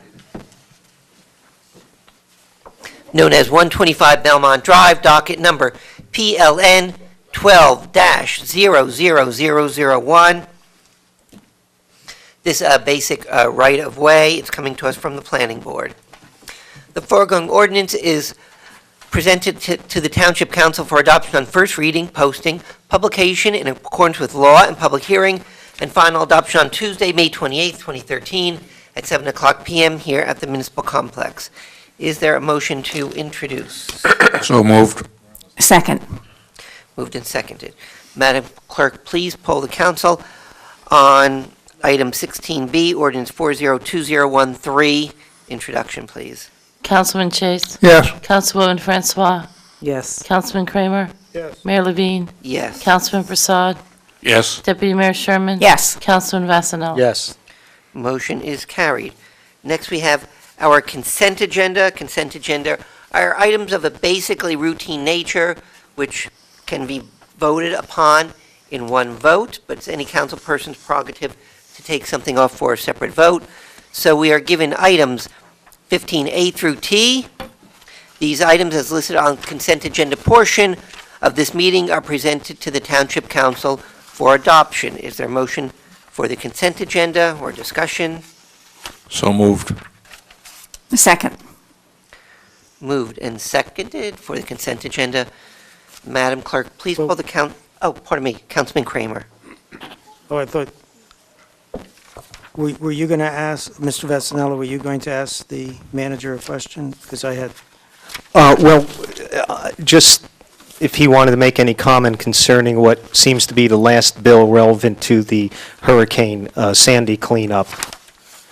so item T. I'm sorry, that would be item T, the last one on the resolution.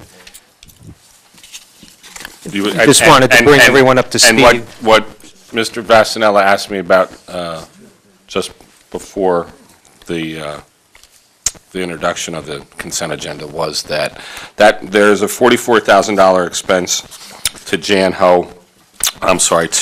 Cedar Hill Landscaping for cleanup related to Hurricane Sandy. As you recall, shortly after Hurricane Sandy hit in late 2012, the Township Council authorized a $350,000 emergency appropriation to cover various expenses, and one of the expenses was awarding of a contract for trucks and trailers to assist our Public Works Department in picking up the debris throughout the township.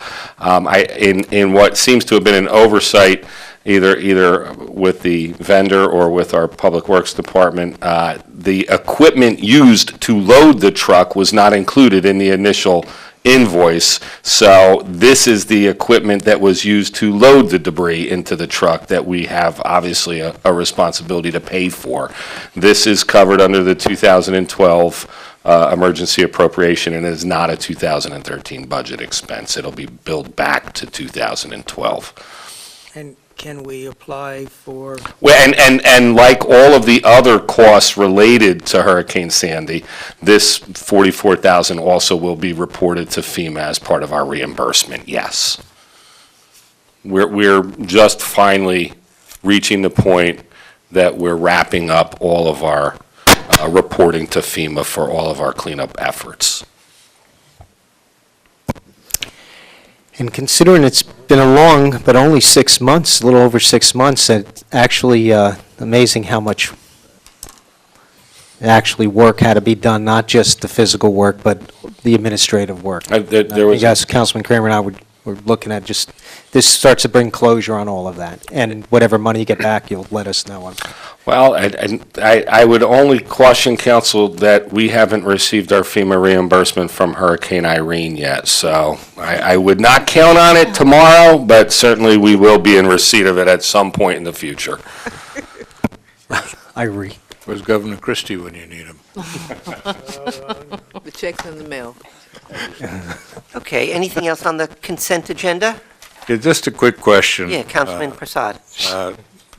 Cooper Avenue resurfacing, and I had it confused with Coppermine Road. And we were talking about a redo complaint we got there. Which one is it? I'm sorry. Item O. Okay, thank you. So I had it confused with Copper Mine Road, and what is the status of trying to fix that?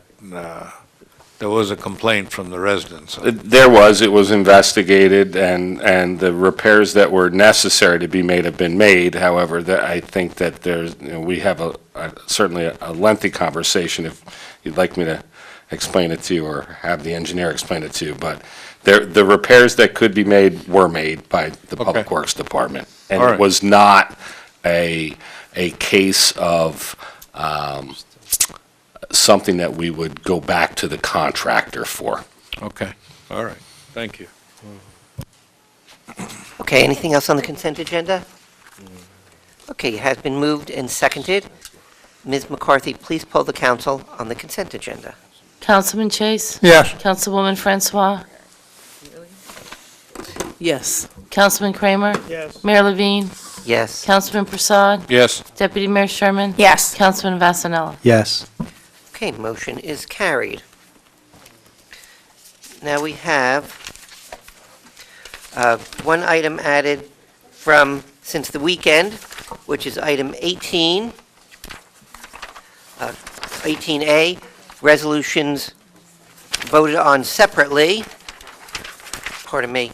And this is Resolution 13-251, 18A on the agenda, authorized special event permit, First Baptist Church. Make sure I got this right. Biker Blessing Event, Sunday, May 19th, 2013, from 1 to 6 p.m.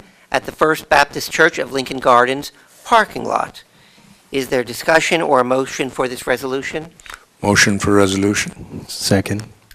Moved and seconded.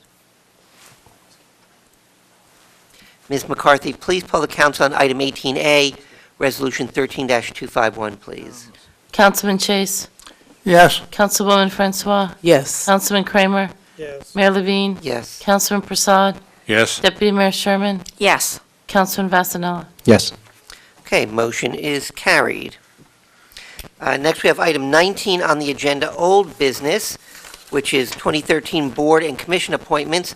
Are there any nominations? Mr. Mayor, Yes, Councilman Vasanella. I want to nominate John MacGyver to fill the unexpired term on the Cable Television Advisory Committee. I believe distributed to council was a memo from Chairwoman Chase of that board, of that commission, and they unanimously recommended Mr. MacGyver, who's been attending meetings regularly recently. Okay. Do you have in front of you when that term expires? Which one? I believe it's 2013 or 2014. Okay, whichever it is. The clerk- 2013. 2014? 13. 13, I thought so. And, Okay. hopefully he'll stay with us, but it's to fill Okay. that unexpired term, Mayor. Okay, so there are any other nominations for the Cable TV Advisory Committee, term expiring December 31st, 2013, for Mr. John MacGyver? If not, all in favor of Mr. MacGyver by acclamation, please say aye. Aye. Opposed, abstain. Motion is carried. Congratulations and thank you again to Mr. MacGyver. Any other nominations? Okay, so then we come to item number 20, executive session. Executive session is when the council meets in private. We can only meet in private on certain occasions such as litigation, attorney-client privilege, personnel matters. When the subject of that executive session no longer needs to be kept private, the minutes of those meetings will be made public. We have two items today. One has been added since the weekend. We have Resolution 13-250, our executive session resolution, and this has two items. Number one, employee contract negotiations, and number two, litigation, Kings Row.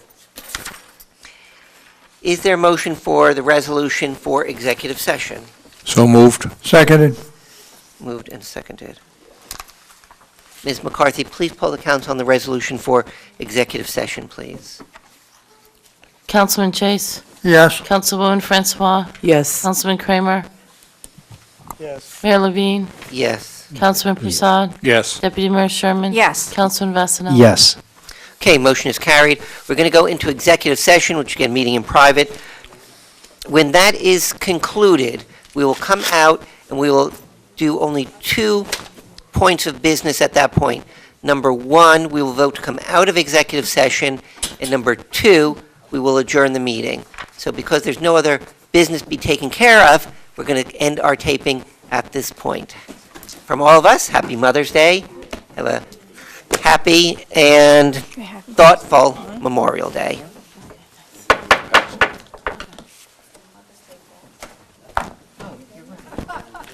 Francois, Yes. Councilman Kramer, Yes. Mayor Levine, Yes. Councilman Prasad, Yes? Deputy Mayor Sherman. Yes. Councilman Vasanel. Yes. Motion is carried. Next, we have our consent agenda. Consent agenda are items of a basically routine nature, which can be voted upon in one vote, but it's any council person's prerogative to take something off for a separate vote. So we are given items 15A through T. These items, as listed on consent agenda portion of this meeting, are presented to the Township Council for adoption. Is there a motion for the consent agenda or discussion? So moved. Second. Moved and seconded for the consent agenda. Madam Clerk, please call the count, oh, pardon me, Councilman Kramer. Oh, I thought, were you going to ask, Mr. Vasanello, were you going to ask the manager a question? Because I had, Well, just if he wanted to make any comment concerning what seems to be the last bill relevant to the Hurricane Sandy cleanup. so item T. I'm sorry, that would be item T, the last one on the resolution. Just wanted to bring everyone up to speed. And what Mr. Vasanella asked me about just before the introduction of the consent agenda was that there's a $44,000 expense to to Cedar Hill Landscaping for cleanup related to Hurricane Sandy. As you recall, shortly after Hurricane Sandy hit in late 2012, the Township Council authorized a $350,000 emergency appropriation to cover various expenses, and one of the expenses was awarding of a contract for trucks and trailers to assist our Public Works Department in picking up the debris throughout the township. In what seems to have been an oversight, either with the vendor or with our Public Works Department, the equipment used to load the truck was not included in the initial invoice. So this is the equipment that was used to load the debris into the truck that we have obviously a responsibility to pay for. This is covered under the 2012 emergency appropriation and is not a 2013 budget expense. It'll be billed back to 2012. And can we apply for, Well, and like all of the other costs related to Hurricane Sandy, this $44,000 also will be reported to FEMA as part of our reimbursement, yes. We're just finally reaching the point that we're wrapping up all of our reporting to FEMA for all of our cleanup efforts. And considering it's been a long, but only 6 months, a little over 6 months, it's actually amazing how much actually work had to be done, not just the physical work, but the administrative work. There was Yes, Councilman Kramer and I were looking at just, this starts to bring closure on all of that. And whatever money you get back, you'll let us know on. Well, I would only caution council that we haven't received our FEMA reimbursement from Hurricane Irene yet, so I would not count on it tomorrow, but certainly we will be in receipt of it at some point in the future. Irene. Where's Governor Christie when you need him? The check's in the mail. Okay, anything else on the consent agenda? Yeah, just a quick question. Yeah, Councilman Prasad. Cooper Avenue resurfacing, and I had it confused with Coppermine Road. And we were talking about a redo complaint we got Which there. one is it? I'm sorry. Item O. Okay, thank you. So I had it confused with Coppermine Road, and what is the status of trying to fix that There was a complaint from the residents. There it was investigated, and the repairs that were necessary to be made have been made. However, I think that we have certainly a lengthy conversation, if you'd like me to explain it to you or have the engineer explain it to you. But the repairs that could be made were made by the Public Works Department. And All right. it was not a case of something that we would go back to the contractor for. Okay, all right, thank you. Okay, anything else on the consent agenda? Okay, it has been moved and seconded. Ms. McCarthy, please poll the council on the consent agenda. Councilman Chase? Yes. Councilwoman Francois? Yes. Councilman Kramer? Yes. Mayor Levine? Yes. Councilman Prasad? Yes, Deputy Mayor Sherman? Yes. Councilman Vasanella? Yes. Okay, motion is carried. Now we have one item added since the weekend, which is item 18, 18A, resolutions voted on separately. Pardon me. And this is Resolution 13-251, 18A on the agenda, authorized special event permit, First Baptist Church. Make sure I got this right. Biker Blessing Event, Sunday, May 19th, 2013, from 1 to 6 p.m. at the First Baptist Church of Lincoln Gardens parking lot. Is there discussion or a motion for this resolution? motion for resolution. Second. Moved and seconded. Ms. McCarthy, please poll the council on item 18A, Resolution 13-251, please. Councilman Chase? Yes. Councilwoman Francois? Yes. Councilman Kramer? Yes. Mayor Levine? Yes. Councilman Prasad? Yes, Deputy Mayor Sherman? Yes. Councilman Vasanella? Yes. Okay, motion is carried.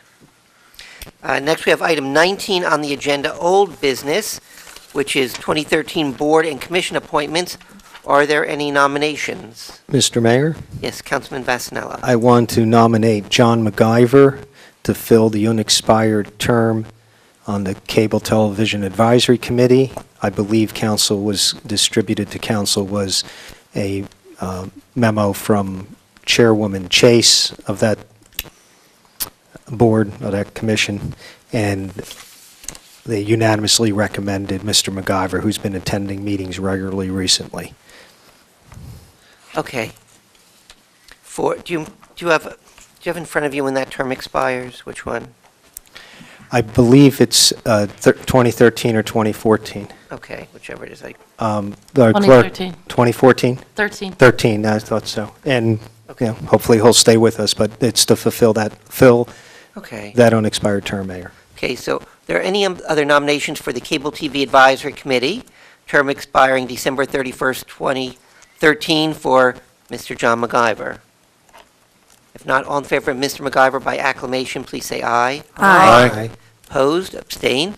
Motion is carried. Congratulations and thank you again to Mr. MacGyver. Any other nominations? Okay, so then we come to item number 20, executive session.